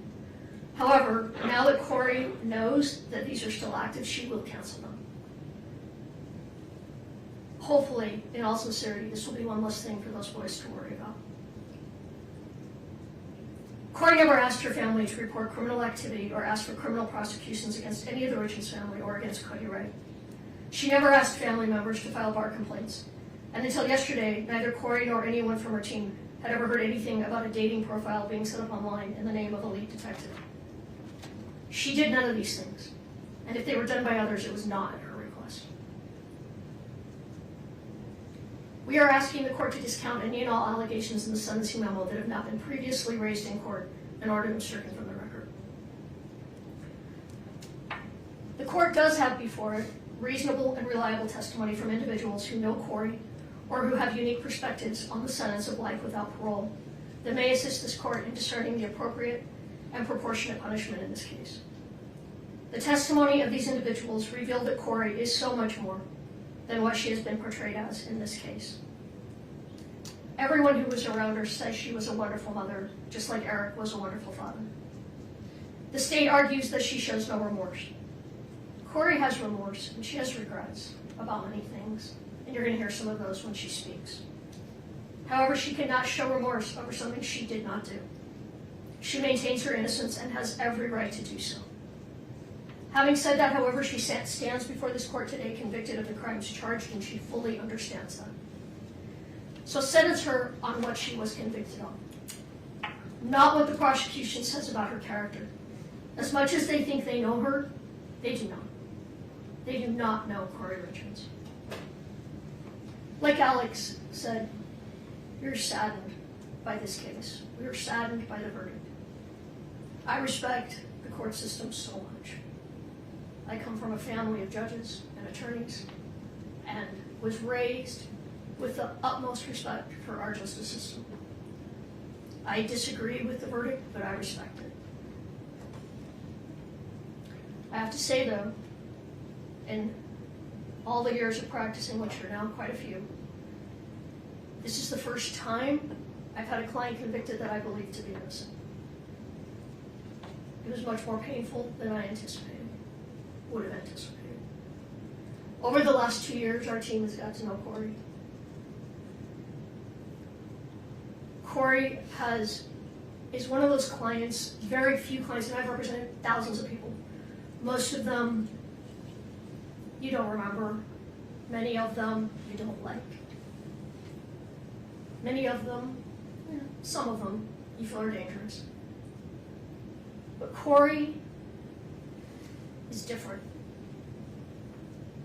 Kouri, every time she calls, asks how we are. There have been times when I've shared bits of my life with Kouri, particularly having children that lost their father before age 10. We've talked a lot about that and what that does to children in the best of circumstances. I can't imagine had my boys not had me. because the pain and suffering and the long-term effect that it's had on them will never, ever end. But when I share something with Kouri, when I share that someone is ill or that someone is having a problem, sometimes I don't even remember I've said it, and when she calls me, she always asks, how did that turn out? You know, is your family member okay? Before we talk about her. Every time. The state is not only asking for life without the possibility of parole, they're asking for consecutive sentences. The sentences in this matter should run concurrent to one another. Pursuant to the line of cases, Strunk, Golly, and Smith, the sentencing statute favors concurrent sentences. And looking at the totality of the circumstances, imposing consecutive sentence would constitute an abuse of discretion. In State v. Gray, the Utah Court of Appeals cited Golly and Strunk, holding that the Board of Prisons' ability to grant parole is an integrated component of the rehabilitative needs factor that must be balanced with other required factors. Even though the statutory language has been modified since Strunk, Golly, and Smith, the language still applies. And the Supreme Court and the Court of Appeals still looks to that language. The board should still be allowed to function and make the decision if regarding the rehabilitative needs of Ms. Richins. Running sentences consecutive to a sentence of life without parole is senseless. And if this court imposes a sentence of 25 to life on the aggravated murder, but runs the other charges consecutive, the effect will be the same. She will likely never get the opportunity for parole. I don't think that's true. Have you run the initial guideline? It's a genuine question. Yes. I think it only adds. The guideline on the attempted murder is 192 It only months. adds 41 months if we run it consecutive. Before she's eligible Right. for parole. But, well, I'm going to come back to that. Yeah, if I will. you're running the guideline differently, I'd like to know. I mean, no, I'm not running the guidelines differently, but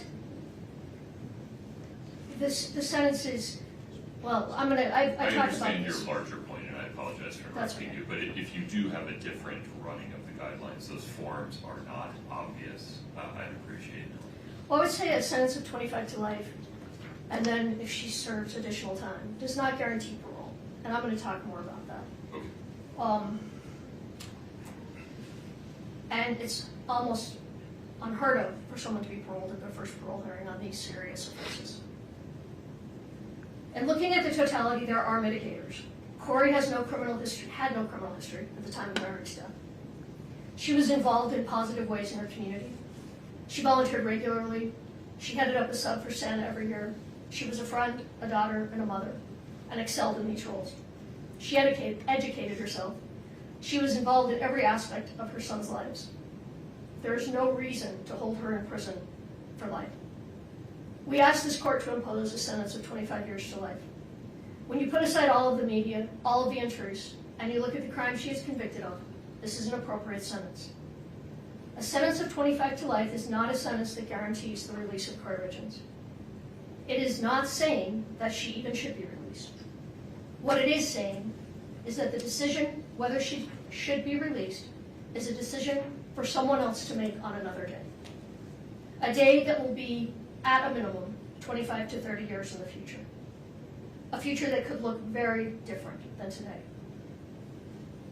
Although today is not a day for forgiveness, that day may come. A sentence that allows for parole is a sentence that gives a pathway to forgiveness.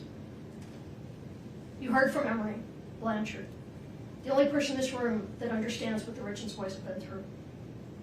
You heard how the day came when she missed her father. She wanted her father in her life. I know that she came to a place that she hoped to spend one more day outside of the prison walls with her father. And that day didn't come. He was not paroled, and he died in prison. I don't minimize what Kouri's boys are saying today. I understand it's contradictory to what other people are saying regarding Kouri as a mother. I don't know why they're saying these things, but what they think and feel today, they are allowed to think and feel those things. They should be. Their feelings are valid, and it's okay. And I think Kouri will say this too, but she wants her boys to know it's okay. People change. All of us change. Kouri will change. Those little boys will change. A sentence of 25 to life will not be easy time. It will be hard time. The first part of that sentence is generally served in maximum security for the first 3 to 4 years. But if the day comes when her children want to see her face to face, a 25 to life sentence will make that easier for them. If they, like Emery, decide someday they want a relationship with her, even one behind the walls of the prison, a 25 to life will make that possible. And a sentence with the possibility of parole, like I said, does not mean she will be paroled. It's very possible she will spend her life in prison.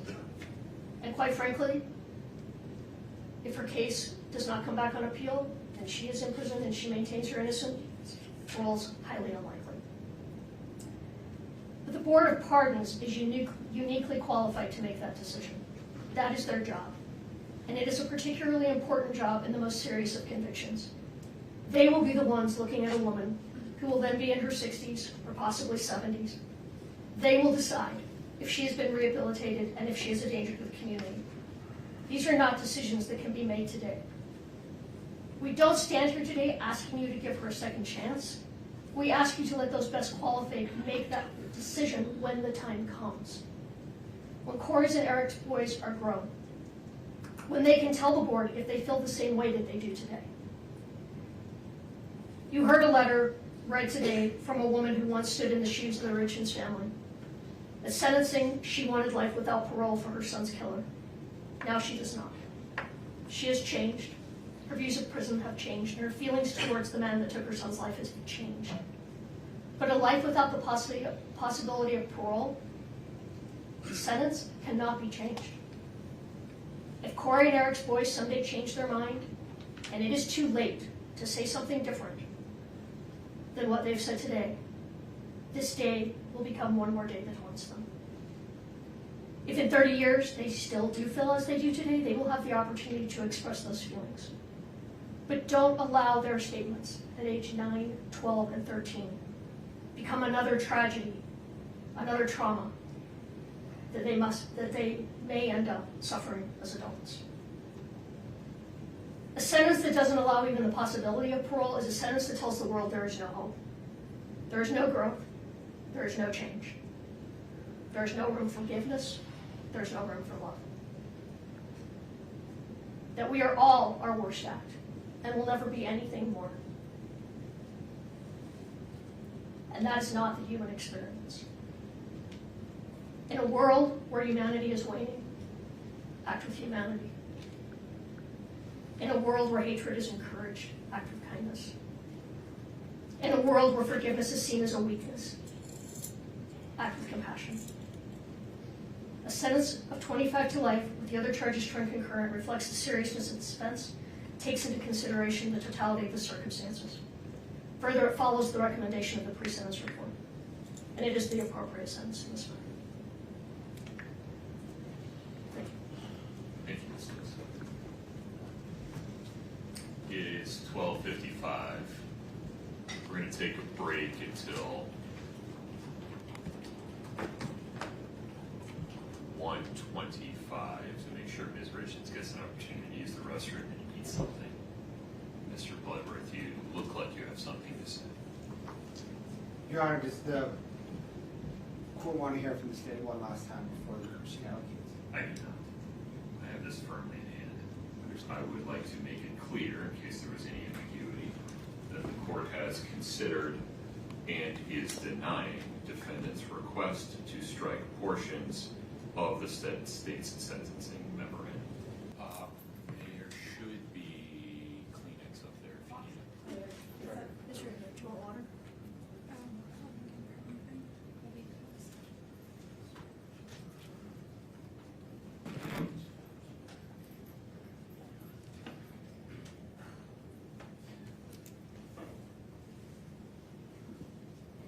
My sweet baby boys. I know that today you don't want to speak to me, have a relationship with me, or you may think you hate me, and that's okay.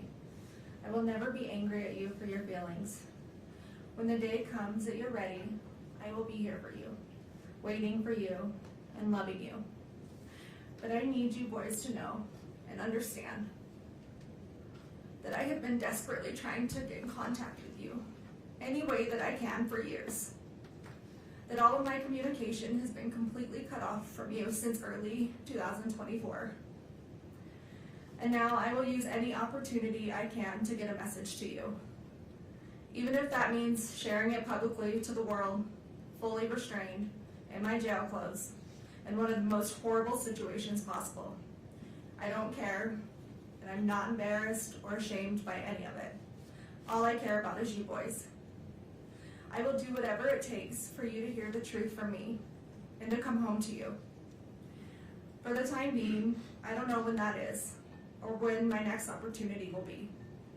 So for now, bear with me as I have tried to consolidate everything I've wanted to share with you for the last few years, with everything I want you to know until I'm able to speak to you again in one long message. And although you may not be ready to hear it today, that's okay. My hope is one day you will be. May 6th of 2024, temporary custody was transferred from the state of Utah Child Services to your Aunt Katie and Uncle Clint. My last video call with you boys was several weeks prior to that, around April 24th, 2024, when you were still in state's custody. Once temporary custody was transferred to Katie and Clint, against my wishes, they cut off all of my communication between you boys and I. It was years before I would ever have a trial. I warned social services that if they gave custody of you to the Richins family, it would be the last time I would be able to see or speak to you boys again. And your opinion of me in this case and wild allegations would soon mirror those of the Richins family. And that's exactly what happened.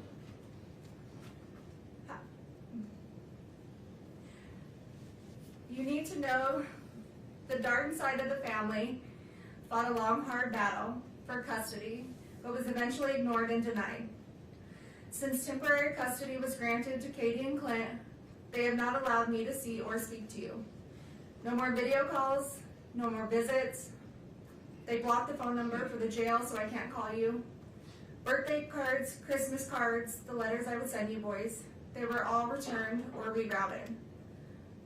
All of my contact was cut off more than 2 years ago. So please, please ask them. Please ask them for your cards, for your letters, if I tried calling you. Please, just ask them, whether it's now or in 10 years. The one thing I need you boys to know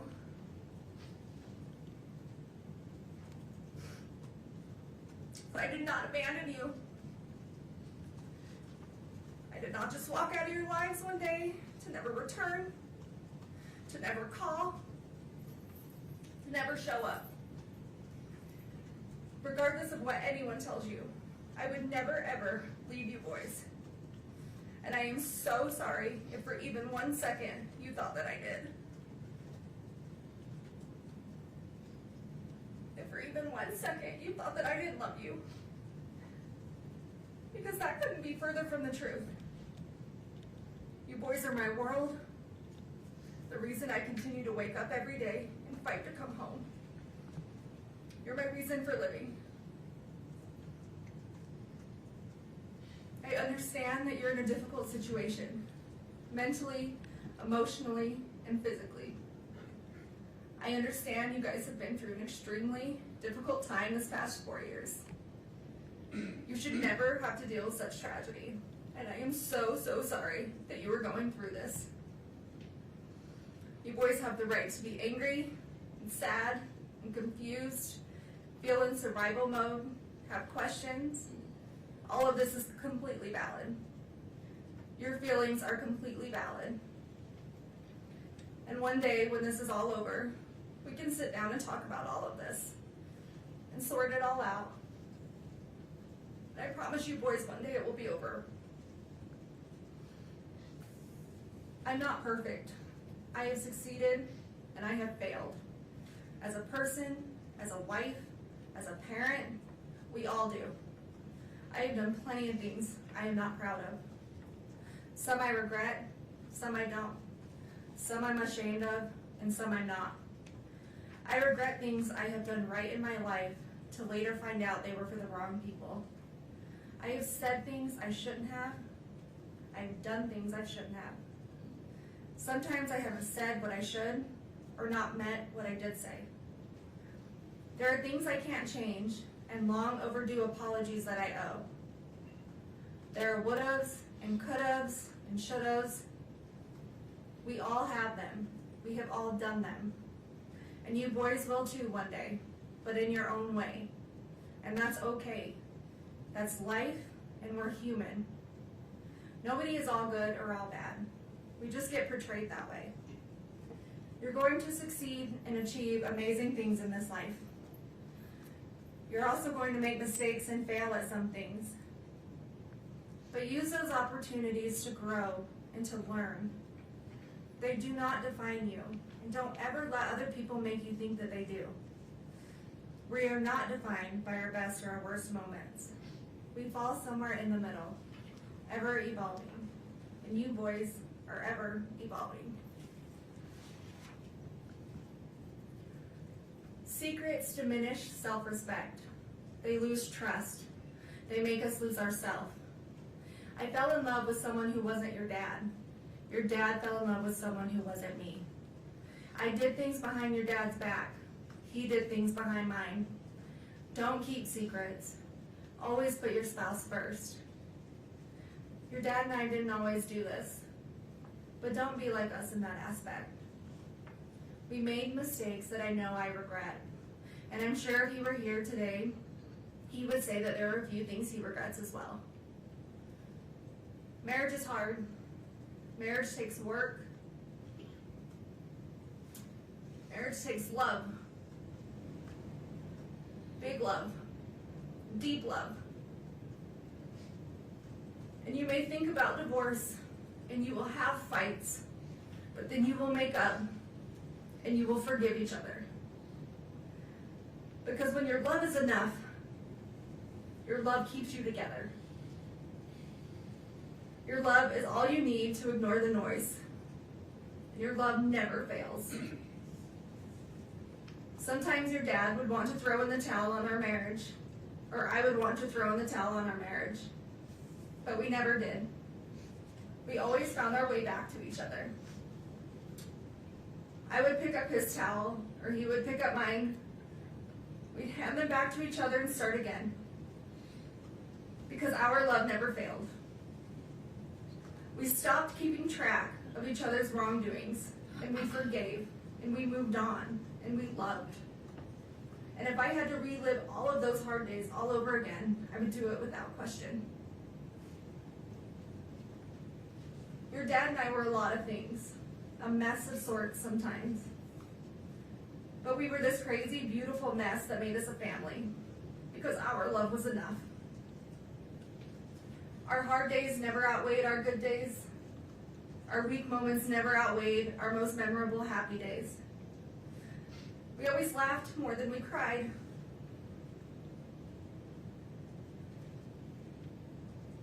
We failed at some things, but we never failed at loving you boys.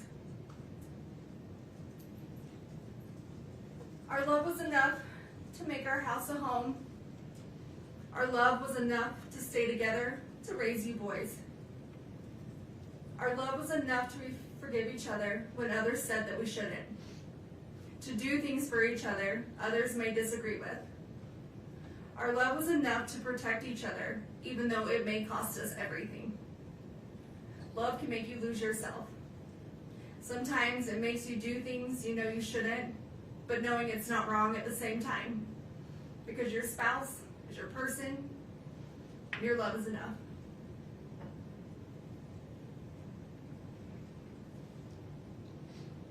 One day, you will meet someone and fall in love and understand that just your love is enough. Enough to withstand everything else, the noise of the world, the obstacles, the trials of marriage, the heartache, bad choices, forgiveness, you will understand your love is enough and your love never fails. Don't worry about what others think about your relationship. Don't worry if they would do things differently. You just love. And you love big, and you love deep, and you protect your love. Your dad and I didn't have it all together. Together we really did have it all. Because we had you three. Don't let anyone choose the direction of your life by their opinions and their judgments. Being able to hold yourself together in the worst of situations doesn't make you emotionless. Separating personal and business life and emotions doesn't make you unreasonable.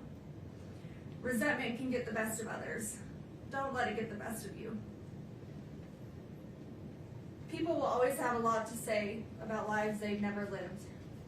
Live your life the way you choose to live it. Just be safe and be healthy and be happy. That's all that matters.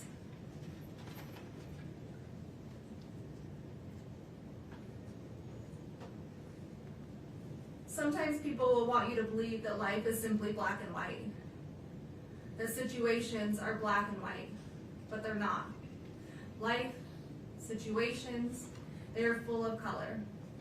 At the very least, shades of gray. Always question the color, even if you're only questioning the gray areas. Keep an open mind. Question situations and stay curious. You will have some people in your life tell you how their love for you is unconditional. But once your most private life has been revealed, you quickly find out just how conditional their love actually was. Choose the people you hold close to your heart wisely. And always be the friend that walks into somebody's life when everyone else chooses to walk out. Always remember, the only people you owe your loyalty to are those people who never made you question theirs. Every day you wake up, you get a second chance at life. To do whatever you want. Be whoever you want. To succeed in all your dreams. Take the day and run with it. It's a blessing. Don't take it for granted. Sometimes you will have hard days when all you want to do is count all the ways things are going wrong or have gone wrong in your life. In that moment, stop, take a minute, take a step back, take a breath, and switch your thinking to count all the ways that it has gone right. All the good that has come to you, boys. All the grace, the blessings, and the love. Remember that anyone can give up on something. That's the easy way out. True strength comes when everyone is expecting you to fall apart, but you hold it together, persevering through the hardest of times. Always persevere. Always prove them wrong. Because you boys don't give up, and you boys will never quit. There's always going to be someone out there ready to tear you down, misrepresent you, lie about you, tell half-truths, and judge you. They will judge you on decisions you do or don't make, what you did or didn't do, what you did or didn't say. They will take out of context and twist your words. They will judge you on your emotions or the way you grieve. You may show too much emotion, you may not show enough. They will tell you you're not grieving correctly, you're too angry, you're too sad, you're holding it together too well or not well enough, or maybe you're too ambitious. They will judge you on your demeanor, if you cry, if you don't cry, if you don't do anything at all. And all of this will get misinterpreted into something that it's not, formed by the opinions of who's ever creating it. And then silence is also too often misinterpreted and misjudged. But when people behave that way, it has much more to do with them personally than it does you. Everyone's entitled to their opinion. It doesn't make it true. Remember who you are and what you stand for, the truth, and ignore the noise. Ignore their noise. Ignore their egos, their entitlement, and their biased judgment. Those who abuse the power and the positions they hold will have a higher power to report to one day, and that higher power holds the final truth. their final truth. Don't ever let someone tell you how to show emotion, how you're supposed to react to any given situation. Don't care what others think about you, what others say about you. Just let them talk. Just be you, be yourself, be authentic, be genuine. Because those who truly know you, who truly love you, is all you need.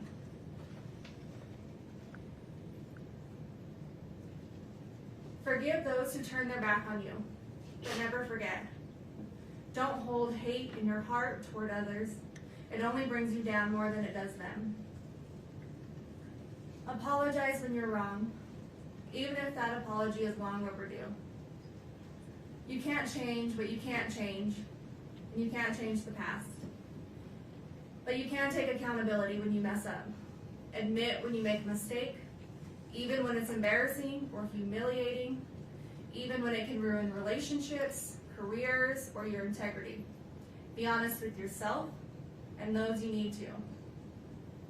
But never apologize for something you didn't do. Never admit to something you didn't do. And never beg for mercy for something you didn't do. Don't take the easy way out. Always stand up for what's right, even if you find yourself standing alone or with a small group of people that love you. Believe in yourself and be brave.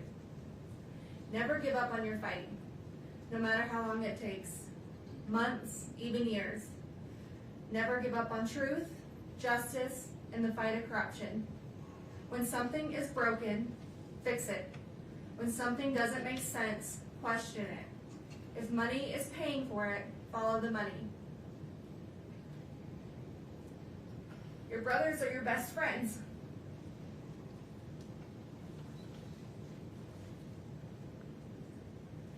Your dad and I raised you boys that if you cared about nothing else in this world, you care about each other.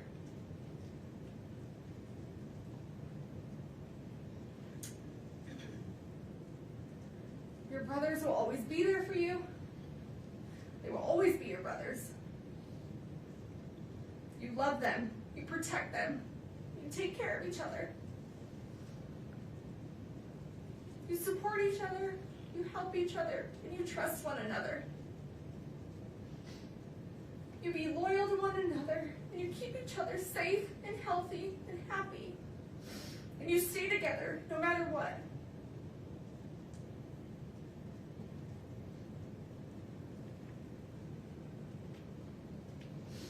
You have each other's backs.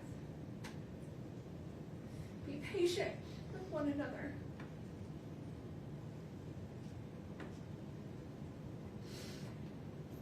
Don't keep track of wrongdoings. Let them go. Forgive. Move on. Show compassion, empathy toward each other. And never go a day without telling one another you love each other. Because you are never too old, or too cool, or too busy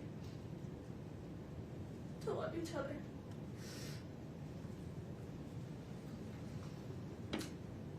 Don't ever settle for just good. Go for great.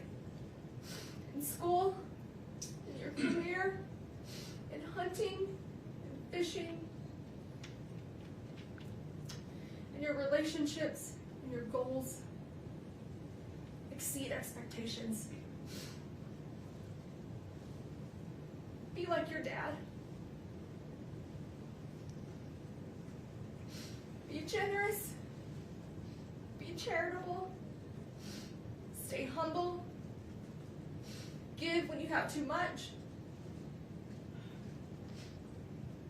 Give more than you take. Help when others are in need. Serve your community. Be like your dad. Never stop learning. Through education, through people, through travel, culture, through business and friends. From your success and achievements. From your mistakes and failures. Be like your dad.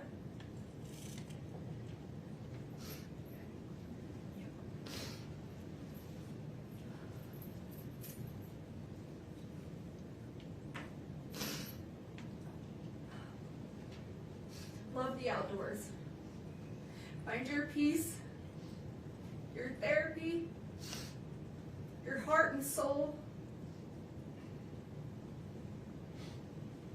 on the top of a mountain somewhere where it's quiet, where it's calm, where you will be able to feel the spirits of those that you love and miss the most. Be like your dad.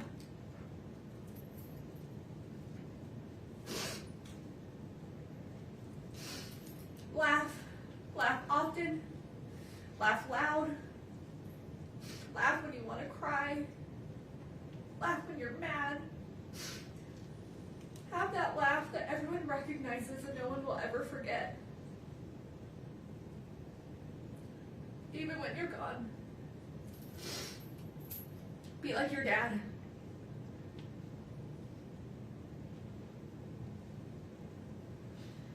Love your family through the good, the bad, the disagreements, the back and forth arguments.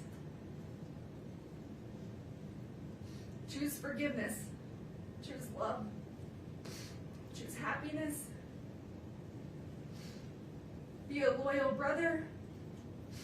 Be a noble son. Be like your dad.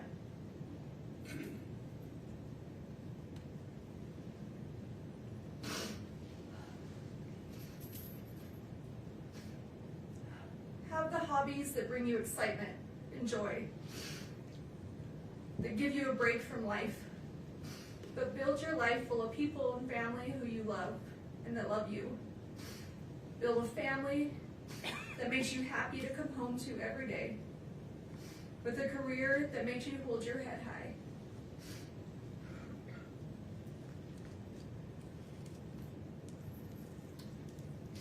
Be the friend everyone wants to be friends with,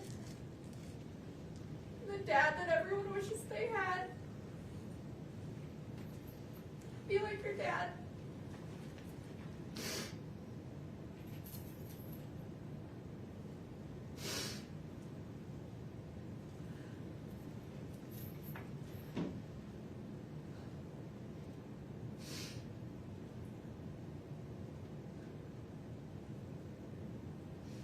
As your parents, your dad and I wanted to give you every opportunity or choice that we didn't have. We would do anything for you boys, or break our backs falling over obstacles and finding our way to be sure you had the best of the best. Even if we didn't always do it well, or have the right answers, or the words, we would give you everything that we had.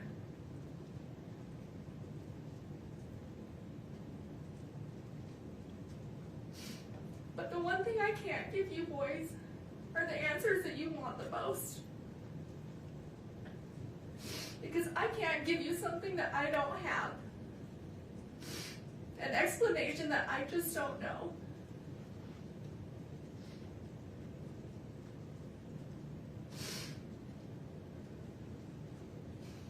I've never lost a son. I've never lost one of my brothers, a nephew, or a best friend.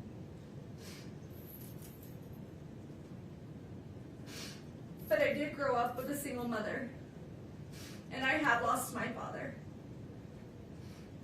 I do know what it's like to wonder, what if Dad could have watched me graduate college, walk me down the aisle, be there for the birth of one of you boys?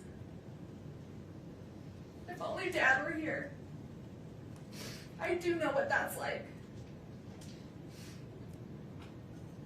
The lifetime of pain that brings, the sadness and the anger. I would never wish that upon anyone. Especially you boys. My own sweet babies.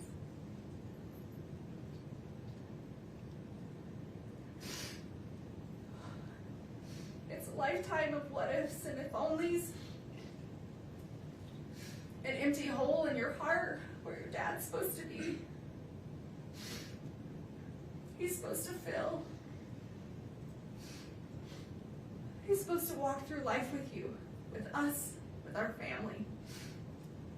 I do know what that's like.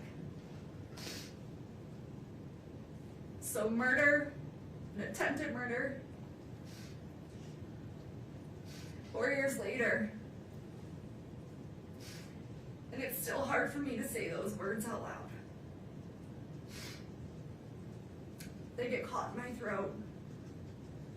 I turn my stomach, and I try to avoid them as much as possible because it makes me physically sick to think about. But still to this day, I can't believe this is real sometimes. That this is our life. That this is my life. Convicted of taking one of the people out of my life who filled it the most. My husband, father of my children,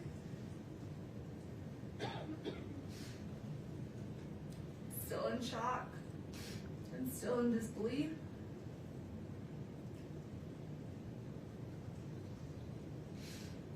Accused and now convicted of such a heinous crime. Potentially costing me to never see you boys again. We just lost both of their parents, and there's no textbook answer on how or what we're supposed to do, how I'm supposed to react or move forward.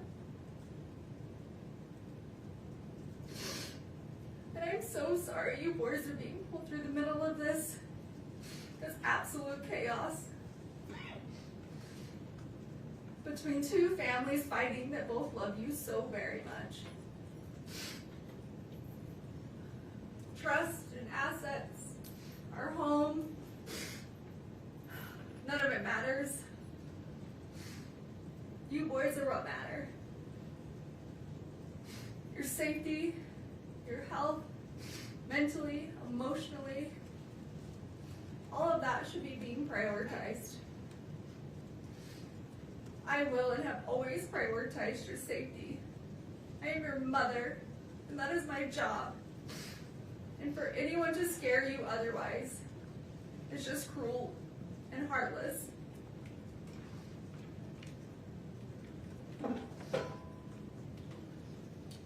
I'm sorry that 8 people from a jury who have never met you or me or our family had the right to determine our future. And they did that in less than 3 hours. In a perfect world, there might be justice. But in a perfect world, nothing ever goes wrong. Tragedies don't happen.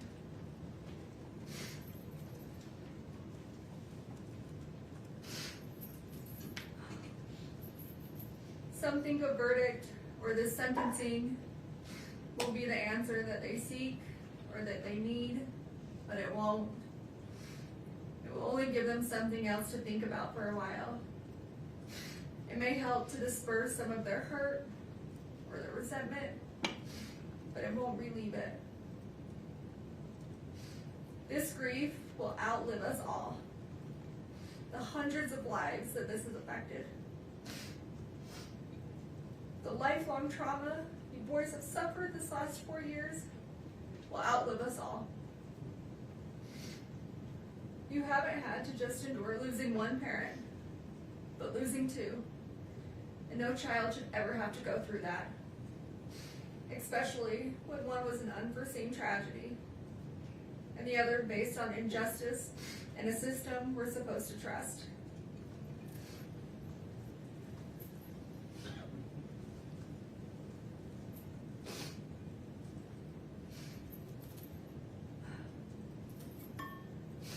Your dad's memory will always be the kind that's a physical hurt, a tightening in your chest when you think of him, particularly on days like today, his birthday.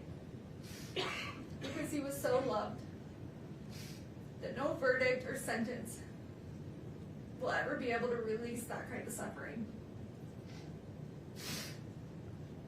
I'm broken without your dad, I'm broken without you boys. God did not put me in this world to take a life. God put me in this world to give life, your lives. And I don't know who or what I'm supposed to be if it's not a mother. Your mother. And as much as you've been influenced into thinking that Dad was murdered, that I took your dad from you, that is completely wrong and an absolute lie. And the thought of that is still as absurd today as it was 4 years ago. And just because someone may not be perfect, that's a far reach for them to be capable of murder. To kill someone, our someone. Your dad was in physical pain. A lot of physical pain. And just because some people didn't know or didn't want to see certain things, doesn't mean they weren't happening or they weren't true. He would have never left us intentionally. And I would have never taken him from you, from us. He was the glue that held us all together, that made us, us.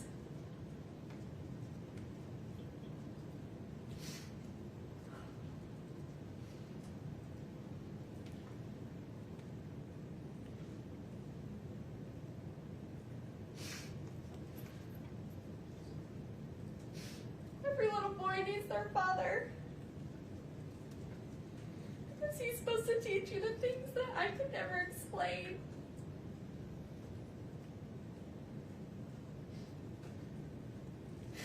He's supposed to teach you and do things with you that only a dad can do.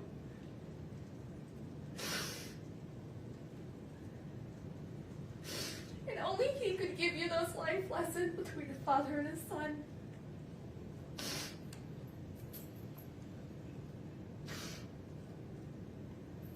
I would have never taken that from you boys. I know how much you need him, how much you loved him.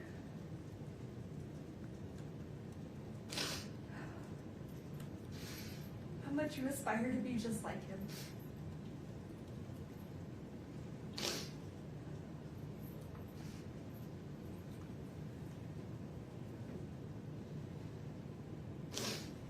And I would have never taken that from you.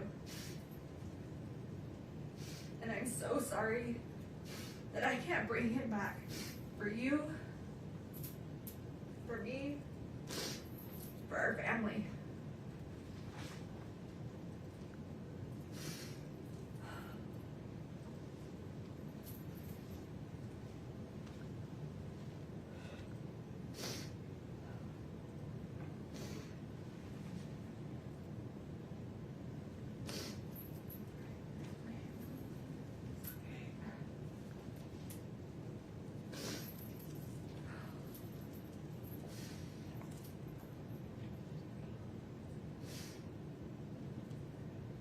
I can beat myself up all day about how I could have been a better person or made better personal choices.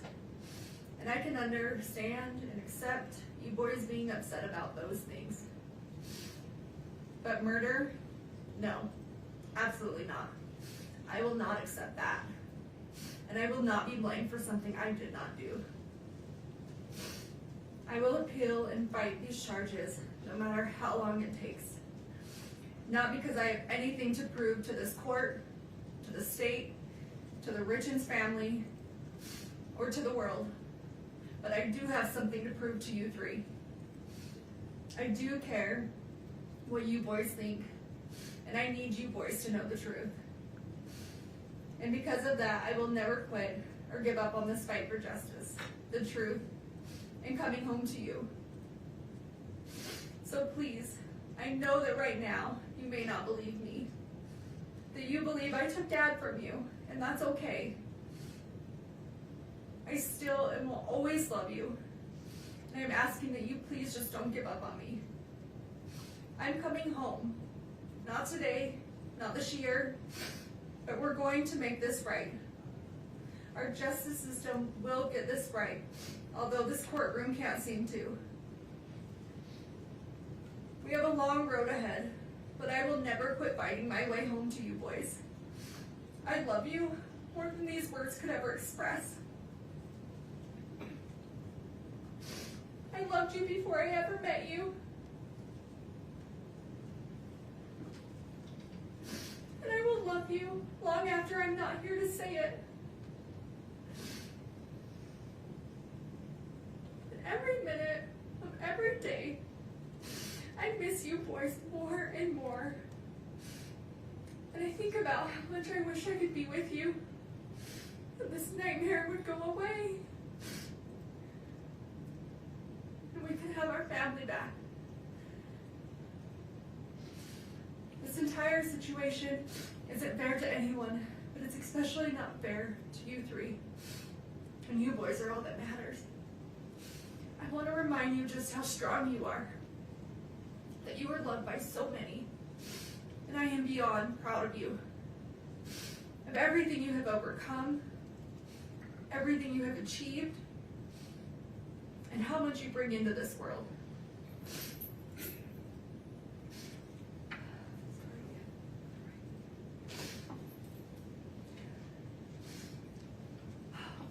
You boys have been through so much, and I wish I could take away all your sadness and all your pain. Tell you how much Dad and I love you, and that everything's going to be okay.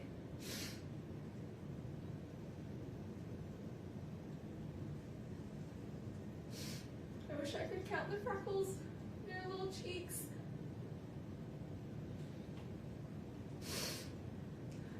Read you books before bed. And help you with all your homework. I wish I could help you through your toughest nights and hear your laugh through your happiest days. But for now, that's just not the way it is.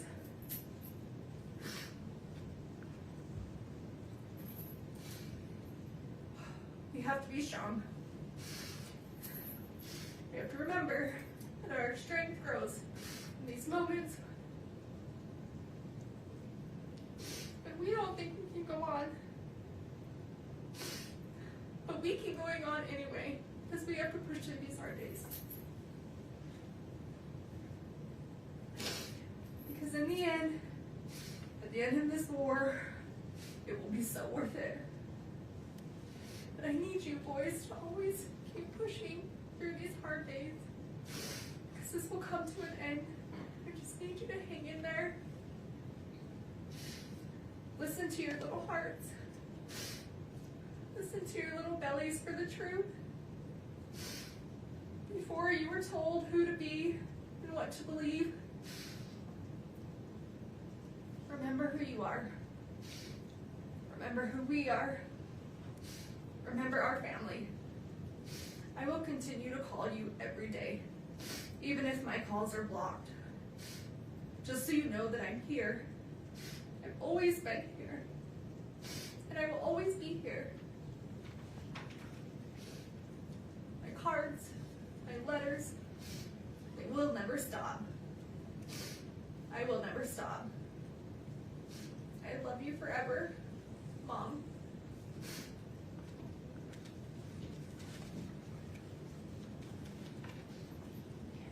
That's all right.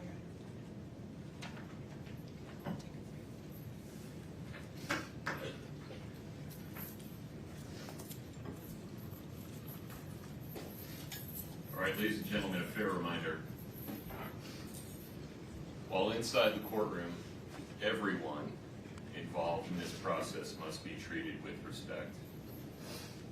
We cannot have any outward reactions inside the courtroom.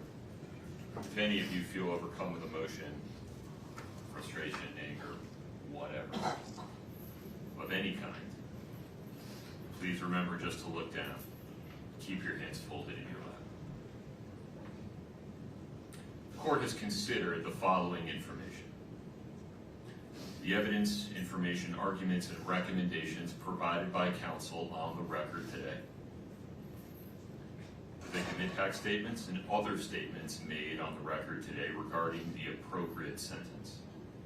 And the pre-sentence investigation report as corrected on the record today, including the numerous statements attached to it. In addition, the court has considered each of the factors set forth in Utah Code 76-3-201 subsection 2B and has prioritized those factors as required by section 201-2C. Having considered the gravity and circumstances of the offenses for which Ms. Richins has been convicted, the number of victims, and available information regarding the history, character, and rehabilitative needs of the defendant, the court hereby orders that the sentences on counts 2 through 5 shall run consecutively to each other and to the sentence imposed on count 1. Moreover, the court exercises its discretion and chooses to impose no fines related to any sentence in this case. The court addresses the 5 counts on which Ms. Richins was convicted in reverse order. Ms. Richins, based on your conviction on count 5, third-degree felony forgery, the court hereby sentences you to an indeterminate prison term not to exceed 5 years. Based on your conviction on count 4, second-degree felony insurance fraud, the court hereby sentences you to an indeterminate prison term of not less than 1 and not more than 15 years. Based on your conviction on count 3, second-degree felony insurance fraud, the court hereby sentences you to an indeterminate prison term of not less than 1 and not more than 15 years. Based on your conviction on count 2, first-degree felony attempted aggravated murder, the court hereby sentences you to an indeterminate prison term of not less than 5 years, and that may be for life. Which brings us to the final issue, the appropriate sentence for count 1. Under Utah Code 76-3-207.7, there are only 2 options. An indeterminate prison term of not less than 25 years, and that may be for life, or life in prison without parole. And the law requires that the court consider each option.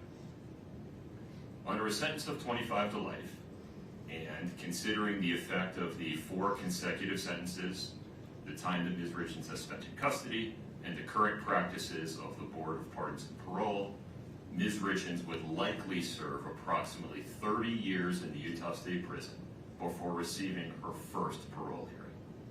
By that time, she would be 66 years old. Under a sentence of life in prison without parole, Ms. Richins would be in prison for the rest of her natural life, unless the Board of Pardons and Parole determines by clear and convincing evidence at some future point that she is permanently incapable of being a threat to the safety of society, at which time the board would have the authority to release her. Under either scenario, Ms. Richins will be incapacitated, meaning structurally prevented from harming anyone outside the Utah State prison system for at least the next 3 decades, and perhaps much longer. But the potential impact on the survivors of the tragedy created by Kouri Richins, most importantly, Eric Richins' 3 sons, is more difficult to predict. On one hand, if the court sentences Ms. Richins to life without parole, one or more of those young men may come to resent that the court eliminated any opportunity they might have in the future, decades into the future, to express an opinion as adults with substantial life experience about whether their mother should, for example, be allowed to die with dignity. On the other hand, if the court sentences Ms. Richins to 25 to life, one or more of those young men may spend the next 30 years questioning why the court failed to protect them from the prospect of the person who murdered their father being released from prison at some time in the distant future, perhaps when they have families and children of their own. The court's contemplation of how those young men may come to feel about today's decision some 30 years from now comes from a place of genuine concern for them and humility regarding the court's inability to predict the future. Sitting here today, it is simply not possible for anyone, not even those young men, to know how their view of this case may evolve over the next several decades. My hope is that every person affected by Eric Richins' death will, over time, find their way to a state of peace.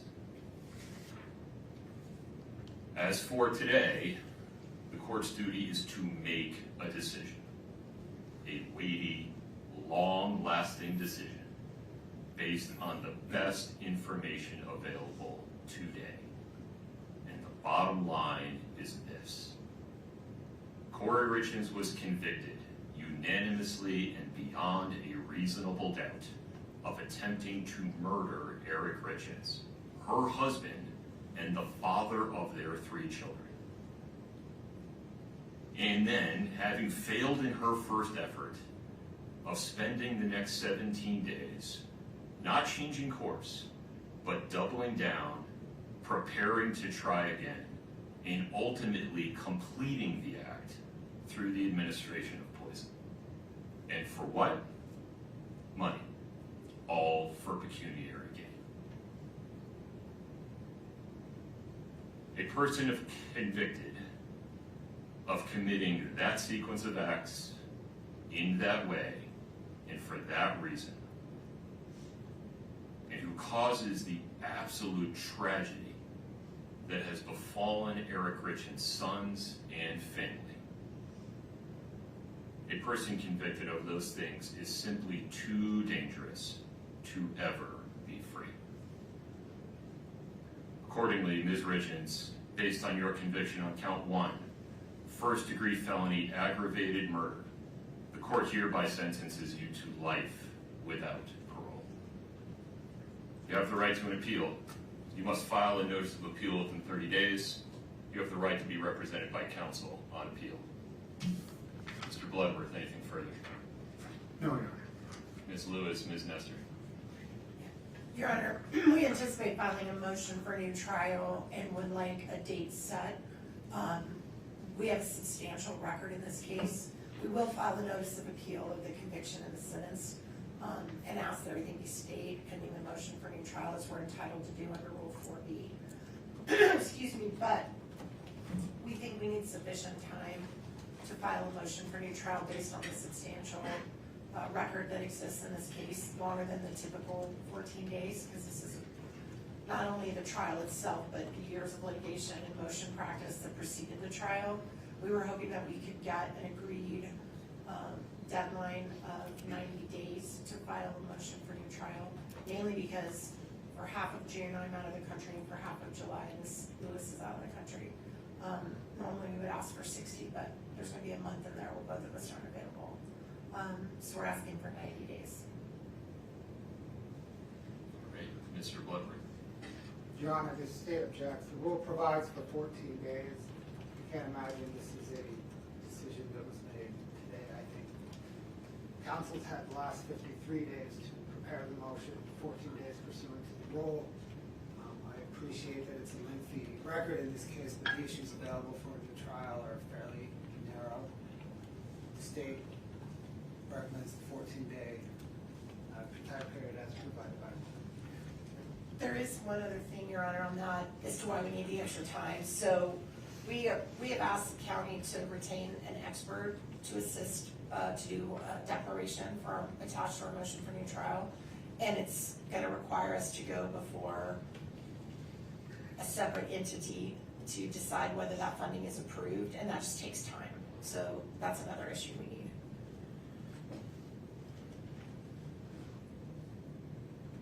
I feel like there's more that I need to know in order to make this decision. And so I can can also appreciate why defendant is concerned about the 14-day deadline so they do not lose that opportunity. Sitting here today with very little information and the state having very little opportunity to respond to this idea, I'll extend your deadline to 28 days. But within that time, if you want to file a motion to extend it, Ms. Nestor, with more detail, you have 14 days to file that motion.